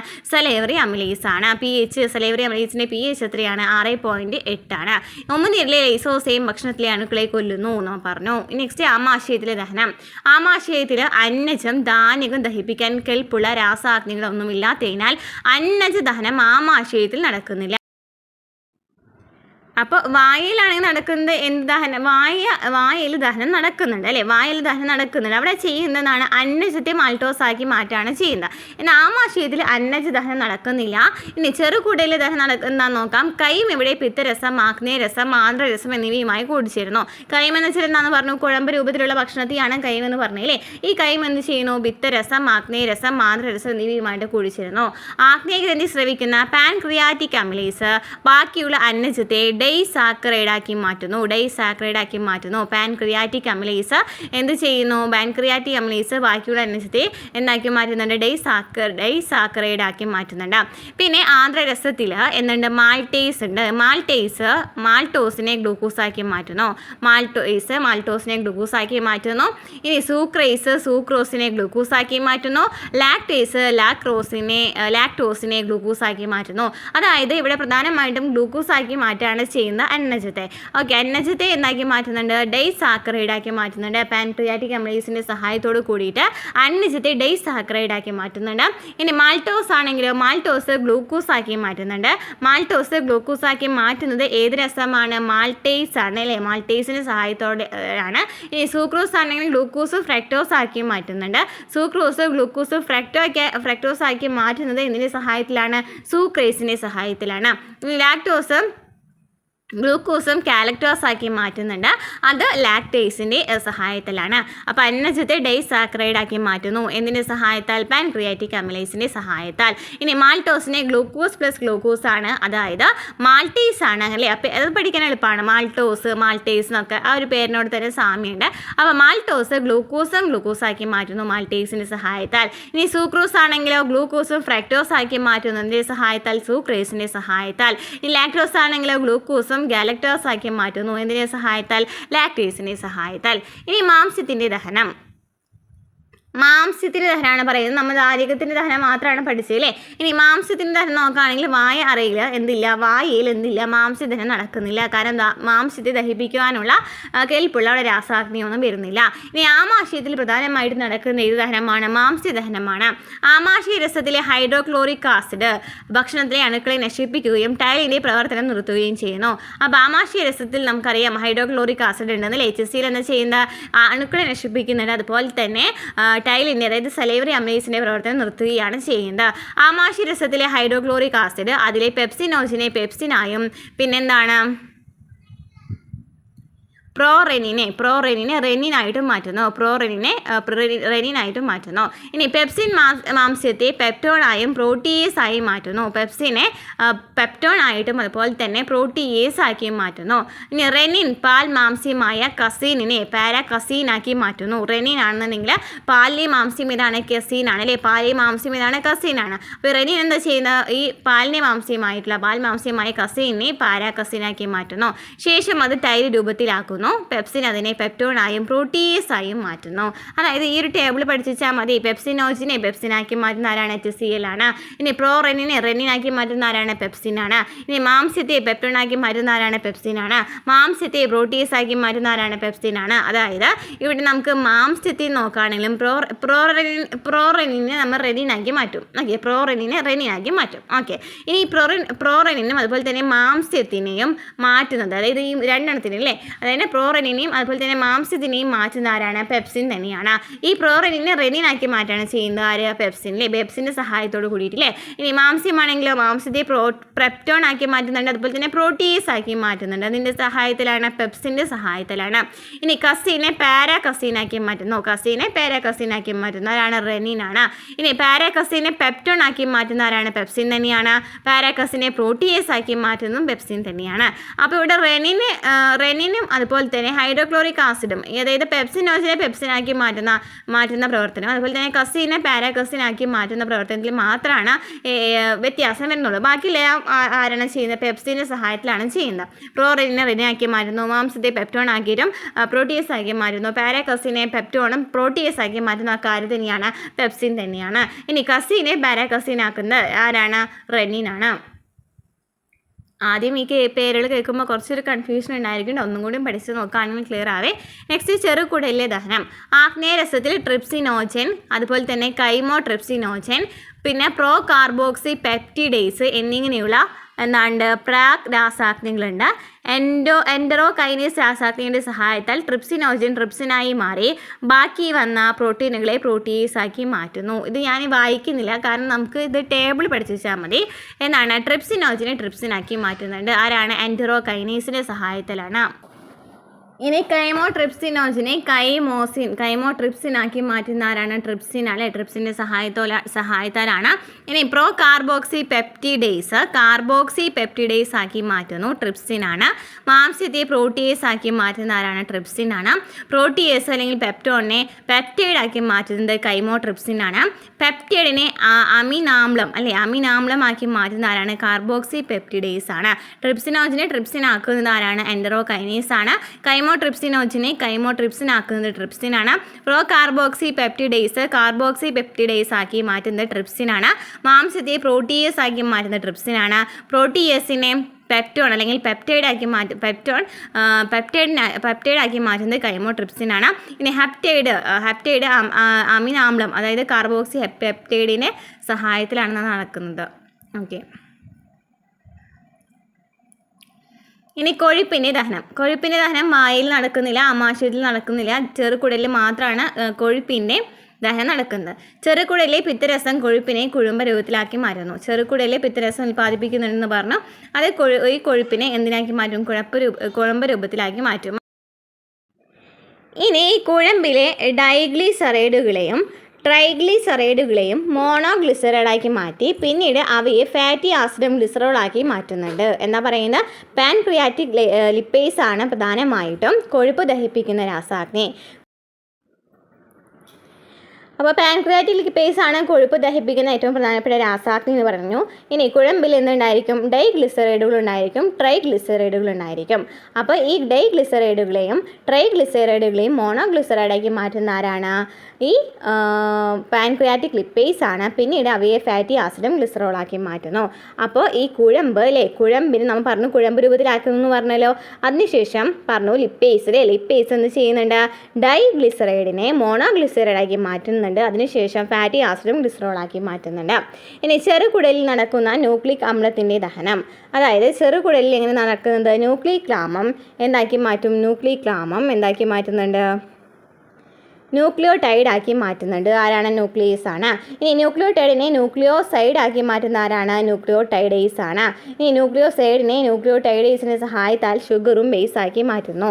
ന്യൂക്ലിക് ആമം ന്യൂക്ലിയോടൈഡ് ആക്കി മാറ്റുന്നു. ആരുടെ സഹായത്തിലാണ്? ന്യൂക്ലിയസിൻ്റെ സഹായത്താൽ. ഇനി ന്യൂക്ലിയോടൈഡ് ആണെങ്കിൽ സൈഡ് ആക്കി മാറ്റുന്നു ന്യൂക്ലിയോടൈഡേസിൻ്റെ സഹായത്താൽ. ഇനി ന്യൂക്ലിയോസൈഡ് ഷുഗറും ബേസ് ആക്കി മാറ്റുന്നു സൈഡേസിൻ്റെ സഹായത്താൽ. നെക്സ്റ്റ് വൻകുടലിൻ്റെ ധർമ്മം. വൻകുടലിൽ എന്തിനാണ് സഹായിക്കുന്നത്? ജലം, ധാതു ലവണങ്ങൾ, മരുന്നുകൾ എന്നിവയുടെ ആഗിരണത്തിന് സഹായിക്കുന്നു. മലത്തെ സുഗമമായി കടത്തിവിടുന്നതിനായി ശ്ലേഷ്മത്തെ സ്രവിക്കുന്നു. വൻകുടലിലെ പേശി പ്രവർത്തനം മലവിസർജനത്തിനും സഹായിക്കുന്നു. ദഹന നിയന്ത്രണങ്ങൾ. ആമാശയക്കുടൽ പാത മറ്റു ശരീരഭാഗങ്ങളുടെ നിയന്ത്രണത്തിലാണ്. വായയിലെ ഭക്ഷണത്തിൻ്റെ സാന്നിധ്യം മനസ്സിലാക്കി ഉമിനീരിൻ്റെ സ്രവനവും വർദ്ധിപ്പിക്കപ്പെടുന്നുണ്ട്. എന്താണ് ആഗിരണം എന്ന് വെച്ചാൽ? ദഹനത്തിൻ്റെ അന്തിമ ഉൽപ്പന്നങ്ങൾ ചെറുകുടലിലെ മ്യൂക്കോസയിൽ നിന്ന് രക്തത്തിലേക്കും രസികാദ്രവത്തിലേക്കും ചേരുന്നു. ആഗിരണം എന്ന് പറഞ്ഞാൽ എന്താണ് പറയുന്നത് കേട്ടോ. അതായത് ദഹനത്തിന് ശേഷം ദഹനത്തിലെ അമിതമായിട്ട് വരുന്ന ഉൽപ്പന്നങ്ങളൊക്കെ ചെറുകുടലിലെ മ്യൂക്കോസയിൽ നിന്ന് രക്തത്തിലേക്കും രസികാദ്രവത്തിലേക്കും ചേരും. ചെറിയ അളവിൽ ഗ്ലൂക്കോസ്, അമിനാമ്ലം, ക്ലോറൈഡ്, അയോൺ എന്നിവ അന്തർവ്യാപനം വഴി ആഗിരണം ചെയ്യപ്പെടും. പക്ഷേ വലിയ അളവിൽ ഗ്ലൂക്കോസ്, അമിനാമ്ലങ്ങളും അതുപോലെ തന്നെ മറ്റ് മോണോസാക്കറൈഡുകൾ എന്നിവ ആഗിരണത്തിന് ഊർജ്ജം ആവശ്യമാണ്. അതായത് ചെറിയ അളവിലുള്ള ഗ്ലൂക്കോസ് മാത്രമാണല്ലേ ആഗിരണം ചെയ്യപ്പെടുന്നത്. ബാക്കിയൊക്കെ പിന്നീടാണ് എന്ത് ചെയ്യുന്നത്? ആഗിരണം ചെയ്യപ്പെടുന്നത്. ഫ്രക്ടോസ്, ചില അമിനാമ്ലങ്ങൾ എന്നിവ സോഡിയം അയോണിൻ്റെ സഹായത്തിൽ ആഗിരണം ചെയ്യപ്പെടുന്നു. ഈ സംഖ്യയെ ഫെസിലിറ്റേറ്റഡ് ഡിഫ്യൂഷൻ എന്ന് വിളിക്കുന്നു. ഫ്രക്ടോസും അതുപോലെ തന്നെ കുറച്ച്, അതായത് ഈ അമിനാമ്ലം എന്ന് വെച്ചാൽ അമിനോ ആസിഡാണ് കേട്ടോ. അമിനോ ആസിഡാണേ. ഓക്കെ, അമിനോ ആസിഡാണ്. ഇവിടെ എവിടെയോ പറഞ്ഞിട്ടുണ്ടായിരുന്നു അല്ലേ, അമിനോ ആസിഡ്. അപ്പം ഫ്രക്ടോസ്, ചില അമിനോ ആസിഡ് എന്നിവ സോഡിയം അയോണിൻ്റെ സഹായത്തിൽ ആഗിരണം ചെയ്യപ്പെടുന്നുണ്ട്. ഇതിനെയാണ് ഫെസിലിറ്റേറ്റഡ് ഡിഫ്യൂഷൻ എന്ന് വിളിക്കുന്നത്. ഫാറ്റി ആസിഡും ഗ്ലിസറോളും ലയിപ്പിക്കാൻ സാധിക്കാത്തതിനാൽ അവ ആദ്യം ചെറുകണങ്ങളായിട്ട് മാറിയിട്ട് ചെറുകുടലിലെ മ്യൂക്കോസിലേക്ക് നീങ്ങുന്നു. ഫാറ്റി ആസിഡും ഗ്ലിസറോളൊന്നും വേഗത്തിൽ ലയിപ്പിക്കാനായിട്ട് സാധിക്കില്ല. അതിനാൽ തന്നെ ഇവ ചെറുകണങ്ങളായിട്ട് മാറിയിട്ട് ചെറുകുടലിലെ മ്യൂക്കോസിലേക്ക് നീങ്ങും. ആ കൊഴുപ്പ് കണം കൈലോമൈക്രോൺ ആയി മാറുന്നു. ശേഷം അവ വില്ലിയിലെ ലസികാവാഹിയിലേക്ക് നീങ്ങുന്നു. ലസികാവാഹിക അവയെ രക്തത്തിലേക്ക് കടത്തിവിടുന്നു. അപ്പോൾ ഫാറ്റി ആസിഡും ഗ്ലിസറോളും ലയിപ്പിക്കാൻ സാധിക്കില്ല. ഇവ ചെറുകണങ്ങളായിട്ട് മാറിയിട്ട് ചെറുകുടലിലെ മ്യൂക്കോസിലേക്കാണ് പോകുന്നത്. അതിനുശേഷം ആ കൊഴുപ്പ് കണം കൈലോമൈക്രോൺ ആയിട്ട് മാറുന്നുണ്ട്. ശേഷം ആ വിലയിൽ ലസികാവാഹിയിലേക്ക് നീങ്ങുന്നുണ്ട്. ലസികാവാഹിക അവയെ രക്തത്തിലേക്ക് കടത്തിവിടുന്നു. ഇനി ചെറുകുടലിലാണ് ഏറ്റവും കൂടുതൽ ആഗിരണം നടക്കുന്നത്. ആഗിരണം ചെയ്യപ്പെട്ട വസ്തുക്കൾ കലകളിലെത്തി ഇവയെ പ്രവർത്തനത്തിനായിട്ട് ഉപയോഗിക്കുന്നു. അതിനെ സംശീകരണം എന്ന് വിളിക്കുന്നു. ആഗിരണം ചെയ്യപ്പെട്ട വസ്തുക്കൾ കലകളിലെത്തിയിട്ട് അവയുടെ പ്രവർത്തനത്തിനായിട്ട് ഉപയോഗിക്കുന്നതിനെയാണ് സംശീകരണം എന്ന് വിളിക്കുന്നത്. ആമാശയത്തിൽ വെള്ളം, പഞ്ചസാര, മദ്യം എന്നിവയുടെ ആഗിരണം വായയിൽ മരുന്നുകളുടെ ചെറിയ തോതിലുള്ള ആഗിരണവും നടക്കുന്നുണ്ട്. ആമാശയത്തിൽ വെള്ളം, പഞ്ചസാര, മദ്യം എന്നിവയുടെ ആഗിരണം നടക്കുന്നുണ്ട്. അതുപോലെ തന്നെ വായിലാണെന്നുണ്ടെങ്കിലോ മരുന്നുകളുടെ ചെറിയ തോതിലുള്ള ആഗിരണവും നടക്കുന്നുണ്ട്. ഇനി ശരീരത്തിലെ ചില ഭാഗങ്ങളിലെ ആഗിരണത്തിൻ്റെ സംക്ഷിപ്ത രൂപം താഴെയുള്ള പട്ടികയിൽ നൽകിയിട്ടുണ്ട്. എങ്ങനെയൊക്കെയാണ് ആഗിരണം നടക്കുന്നതെന്ന് നമുക്ക് നോക്കാം. വായിൽ നോക്കുകയാണെങ്കിൽ ചില ഔഷധങ്ങൾ ഈ വായയിലും നാക്കിനിടയിലുള്ള ശ്ലേഷ്മ പാളിയിലെ രക്തലോമിക കലകളിലേക്ക് ആഗിരണം ചെയ്യപ്പെടുന്നുണ്ട്. വായിലാണെന്നുണ്ടെങ്കിൽ വായയിൽ നാക്കിനിടയിലുള്ള ശ്ലേഷ്മ പാളിയിലെ രക്തലോമികകളിലേക്ക് ആഗിരണം ചെയ്യപ്പെടുന്നുണ്ട് ചില ഔഷധങ്ങൾ. ഇനി ആമാശയമാണെങ്കിലോ ജലം, ലളിതഘടനയുള്ള പഞ്ചസാര, ആൽക്കഹോൾ എന്നിവയാണ് ആഗിരണം ചെയ്യപ്പെടുന്നത്. ആമാശയമാണെങ്കിൽ ജലം, ലളിതഘടനയുള്ള പഞ്ചസാര, ആൽക്കഹോൾ എന്നിവയാണ് ആഗിരണം ചെയ്യപ്പെടുന്നത്. ഇനി ചെറുകുടലാണെന്നുണ്ടെങ്കിലോ പോഷകങ്ങളെ ആഗിരണം ചെയ്യുന്ന പ്രധാന ഭാഗമാണ് ചെറുകുടൽ. ദഹനം പൂർണ്ണമാവുകയും അതിൻ്റെ അവസാന ഉൽപ്പന്നങ്ങളായ glucose, fructose, fatty acid, glycerol, amino ആസിഡുകൾ എന്നിവ ശ്ലേഷ്മ പാളിയിലൂടെ രക്തത്തിലേക്കും ലിംഫിലേക്കും ആഗിരണം ചെയ്യപ്പെടുന്നു. ഈ ഒരു ടേബിൾ മാത്രം പഠിച്ചു വെച്ചാൽ മതി. ഇവിടെ നമ്മൾ പറഞ്ഞിട്ടുള്ള ദഹനത്തിൻ്റെ കാര്യങ്ങളിൽ ഈ ഒരു ടേബിൾ മാത്രം പഠിച്ചു വെച്ചിരിക്കാം. ചെറുകുടലിൽ നിന്നാണ് പോഷകങ്ങളെ ആഗിരണം ചെയ്യുന്ന പ്രധാനപ്പെട്ട ഭാഗമാണ്. ദഹനം പൂർണ്ണമാകുന്നുണ്ട് അവിടെ. അതുപോലെ തന്നെ അവിടെ ഉൽപ്പന്നങ്ങളായിട്ടുള്ള ഏതൊക്കെയാണ്? ഗ്ലൂക്കോസും ഫ്രക്ടോസും ഫാറ്റി ആസിഡും ഗ്ലിസറോൾ അമിനോ ആസിഡുകൾ എന്നിവയൊക്കെയാണ്. ഇവ ശ്ലേഷ്മപാളിയിലൂടെ രക്തത്തിലേക്കും ലിംഫിലേക്കും ആഗിരണം ചെയ്യപ്പെടുന്നുണ്ട്. ഇനി വൻകുടലിൽ എന്തൊക്കെ ആഗിരണമാണ് നടക്കുന്നത്? ജലം, ചില ധാതുക്കൾ, ഔഷധങ്ങൾ എന്നിവ ആഗിരണം ചെയ്യപ്പെടുന്ന ആരാണ്? വൻകുടലാണ്. ഇനി ദഹനേന്ദ്രിയ വ്യൂഹത്തിൻ്റെ ക്രമക്കേടുകൾ, അതായത് കുടൽപാതകളിലെ ബാക്ടീരിയ, വൈറസ് പോലുള്ള സൂക്ഷ്മജീവികൾ വളരുന്നത് വഴി വീക്കം ഉണ്ടാക്കാൻ ചാൻസ് ഉണ്ട്. നാടവിര, കൊക്കപ്പുഴു, നൂൽപ്പുഴു, കൃമി എന്നിവയുടെ സാന്നിധ്യം കൊണ്ടാണത്. എന്താണ് മഞ്ഞപ്പിത്തം എന്ന് വെച്ചാൽ? പിത്തരസത്തിലെ വർണ്ണങ്ങൾ കണ്ണിലും ത്വക്കിലും അടിഞ്ഞുകൂടും. അത് കരളിനെ ബാധിക്കുന്ന രോഗമാണ് മഞ്ഞപ്പിത്തം. പിത്തരസത്തിലെ വർണ്ണങ്ങൾ കണ്ണിലും ത്വക്കിലും അടിഞ്ഞുകൂടുന്ന രോഗമാണ്. അത് കരളിനെയാണ് ബാധിക്കുന്നത്. ഇനി ഛർദി എന്ന് വെച്ചാൽ ആമാശയത്തിലെ ഭക്ഷണ പദാർത്ഥങ്ങൾ വായിലൂടെ പുറന്തള്ളുന്ന അവസ്ഥയാണ്. ഈ റിഫ്ലക്സ് പ്രവർത്തനം മെഡുല്ലയിലെ ഛർദി കേന്ദ്രമാണ് നിയന്ത്രിക്കുന്നത്. ഇനി വയറിളക്കമാണെങ്കിലോ മലത്തിൽ ജലാംശം അധികമാകുന്ന അവസ്ഥയാണ്. ഇത് ആഗിരണം കുറയ്ക്കുന്നു. മലബന്ധം, കുടലിലെ പേശി പ്രവർത്തനം ക്രമത്തെറ്റുന്നത് വഴി മലം ജലാശയത്തിൽ കെട്ടിക്കിടക്കുന്ന അവസ്ഥ. ദഹനക്കേട്, ഭക്ഷണം പൂർണ്ണമായി ദഹിക്കാത്ത അവസ്ഥ. ഈ അവസ്ഥ ഭക്ഷ്യവിഷബാധ, രാസാഗ്നികളുടെ ലഭ്യതക്കുറവ്, ഉത്കണ്ഠ, അമിത ഭക്ഷണം, എരിവ് കൂടിയ ഭക്ഷണശൈലി എന്നിവ കൊണ്ടുണ്ടാകാം. ഇനി മാംസ്യ ഊർജ്ജ അപര്യാപ്തത രോഗങ്ങൾ. മാംസ്യത്തിൻ്റെയും ഭക്ഷണ പദാർത്ഥങ്ങളുടെ കലോറിഫിക് മൂല്യത്തിൻ്റെയും കുറവ് മൂലം കുട്ടികളിൽ മരാസ്മസ്, കോശിയോർക്കർ തുടങ്ങിയ രോഗങ്ങൾ കാണപ്പെടുന്നുണ്ട്. അല്ലെ, മാംസത്തിൻ്റെ അഭാവം മൂലം ഉണ്ടാകുന്ന രോഗമാണ് മരാസ്മസും കോശിയോർക്കറും. മാംസ്യത്തിൻ്റെയും കലോറിയുടെയും നിരന്തര ദൗർലഭ്യത്താലാണ് മരാസ്മസ് രോഗം ഉണ്ടാക്കുന്നത്. അതൊരു വയസ്സിലും ചെറിയ പ്രായത്തിലുള്ള കുട്ടികളെയാണ് ബാധിക്കുക. ഒരു വയസ്സാകും മുമ്പേ അമ്മയുടെ മുലപ്പാലിന് പകരം മാംസ്യത്തിൻ്റെയും കലോറിയുടെയും അഭാവമുള്ള ഭക്ഷണ പദാർത്ഥങ്ങൾ കുഞ്ഞിന് നൽകുന്നതാണ് ഈ രോഗമുണ്ടാകാനുള്ള പ്രധാനപ്പെട്ട കാരണം. ഇത് കലയിലെ മാംസ്യങ്ങളുടെ വളർച്ചയെ ബാധിക്കുന്നു. തൽഫലമായി കുഞ്ഞിൻ്റെ ശരീരം, കൈകാലുകൾ മെലിഞ്ഞു പോകുകയും ത്വക്ക് ഉണങ്ങുകയും മസ്തിഷ്കത്തിൻ്റെ ഉണങ്ങുകയും ചുളുങ്ങിയതുമാകുകയും ചെയ്യുന്നു. അതുപോലെ തന്നെ ശരീരത്തിൻ്റെ വളർച്ച നിരക്ക് കുറയുന്നു. മസ്തിഷ്കത്തിൻ്റെ വളർച്ചയും വികാസത്തെയും ഈ രോഗം ബാധിക്കുന്നു. ഇനി അമ്മയുടെ മുലപ്പാലിന് പകരം ഉയർന്ന കലോറിഫിക് മൂല്യവും എന്നാൽ കുറവ് മാംസ്യമുള്ള ഭക്ഷണ പദാർത്ഥങ്ങൾ കുഞ്ഞിന് നൽകുന്നത് കോശിയോർക്കർ വരാനിടയാക്കുന്നു. അപ്പോൾ നേരത്തെ പറഞ്ഞത് കുറച്ചും കൂടി ഒരു വയസ്സാകുന്നതിന് മുമ്പ് തന്നെ കൂടുതലായിട്ടുള്ള പോഷകഘടകങ്ങളുള്ള ഭക്ഷണം കൊടുക്കുകയാണെന്നുണ്ടെങ്കിലാണ് ഈ ഒരു, അതായത് ചെറിയ പിള്ളേർ കൊടുക്കുകയാണെന്നുണ്ടെങ്കിലാണ് ഏതുണ്ടാകുന്ന മരാസ്മസ് ഉണ്ടാക്കുന്നത് അല്ലേ. എന്നാൽ കോശിയോർക്കർ എന്ന് വെച്ചാൽ അവിടെ കലോറിക് മൂല്യം കുറയാണ് ചെയ്യുന്നത്. അതായത് കുറവ് മാംസ്യമുള്ള ഭക്ഷണ പദാർത്ഥങ്ങൾ കുഞ്ഞിന് നൽകുന്നത് കോശിയോർക്കർ വരാനിടയാക്കുന്നു. അയഞ്ഞു തൂങ്ങിയ പേശികളും ശാരീരിക മസ്തിഷ്ക വളർച്ച, മുരടിപ്പുമൊക്കെയാണ് അതിന് പ്രധാനപ്പെട്ട ലക്ഷണങ്ങൾ. പക്ഷേ ത്വക്കിനിടയിൽ ചെറിയ അളവിൽ കൊഴുപ്പിൻ്റെ സാന്നിധ്യവും ഉണ്ടായിരിക്കാം. എന്നിരുന്നാലും ശരീരത്തിൻ്റെ വിവിധ ഭാഗങ്ങളിൽ വീക്കം, കടുത്ത വിളർച്ച എന്നിവ കാണപ്പെടുന്നുണ്ട്. ഓക്കെ, അപ്പോൾ ഇത്രയാണ് ഒരു ചാപ്റ്ററിൽ പറയുന്നത്. കുറച്ച് ഡീപ്പായിട്ടുള്ള ചാപ്റ്റർ തന്നെയാണ്. നമുക്ക് NCERT ഒക്കെ വരുന്നത് കുറച്ച് ഡീപ്പായിട്ടുള്ള ചാപ്റ്റർ തന്നെയാണ്. ഇതിൽ നമുക്ക് പ്രധാനമായിട്ടും എന്താണ് ഈ ടേബിളൊക്കെ തന്നിട്ടുണ്ടായിരുന്നില്ല. ടേബിളുകളൊക്കെ നന്നായിട്ട് പഠിച്ചു വെച്ചിരിക്കുക. അതുപോലെ തന്നെ ഞാൻ പറഞ്ഞ് മനസ്സിലായിട്ടുണ്ടെന്നാണ് വിചാരിക്കുന്നത്. കുറച്ച് ടേംസുകളൊക്കെ കുറച്ച് ബുദ്ധിമുട്ടുണ്ടായിട്ടുണ്ടായിരിക്കാം. പക്ഷേ ഒരു 3-4 പ്രാവശ്യം ക്ലാസ് കണ്ടാൽ നമുക്ക് മനസ്സിലാക്കി എടുക്കാവുന്ന കാര്യങ്ങളേ ഉള്ളൂ കേട്ടോ. നമുക്ക് ഈ ഒരു കൺവേർഷനൊക്കെ ഉണ്ടല്ലോ, ഈ കൺവേർഷനൊന്നും അങ്ങനെ പഠിക്കണമെന്നില്ല. നമുക്ക് പ്രധാനമായിട്ടും SCERTൽ പറയുന്ന കൺവേർഷൻ മാത്രം പഠിച്ചാൽ മതി. ഇപ്പോൾ എനർജി മാൾട്ടോസ് ആക്കി മാറ്റുന്നു, അത് നമുക്ക് ക്ലിയർ ആയിട്ട് പഠിക്കേണ്ട ഒരു കാര്യം തന്നെയാണ്. അതുപോലെ തന്നെ ഈ ഒരു ടേബിൾ ഇമ്പോർട്ടൻ്റ് ആണ്. പിന്നെ ഇതിലാണെന്നുണ്ടെങ്കിൽ പാരാകസീൻ ഒക്കെ, എന്താണ് കസീൻ എന്ന് വെച്ചാൽ എന്താണ്? പാലിലുള്ള മാംസ്യമാണ് കസീൻ എന്ന് പറയുന്നത്, ചോദിക്കാറുണ്ട്. അതുപോലെ തന്നെ അങ്ങനെ കുറച്ച് കാര്യങ്ങൾ കേട്ടോ. ടേബിൾ അങ്ങനെ ആദ്യം ഒരു പ്രാവശ്യം പഠിക്കാം, പിന്നെ വീണ്ടും അങ്ങനെ പഠിച്ചതൊന്ന് ബൈഹാർട്ടാക്കി നോക്കാനായിട്ട് ശ്രമിക്കുക കേട്ടോ. അപ്പോൾ അടുത്ത ക്ലാസ്സിൽ കാണാം. മനസ്സിലാവുന്നുണ്ടെങ്കിൽ ലൈക്ക് ചെയ്യാം കേട്ടോ.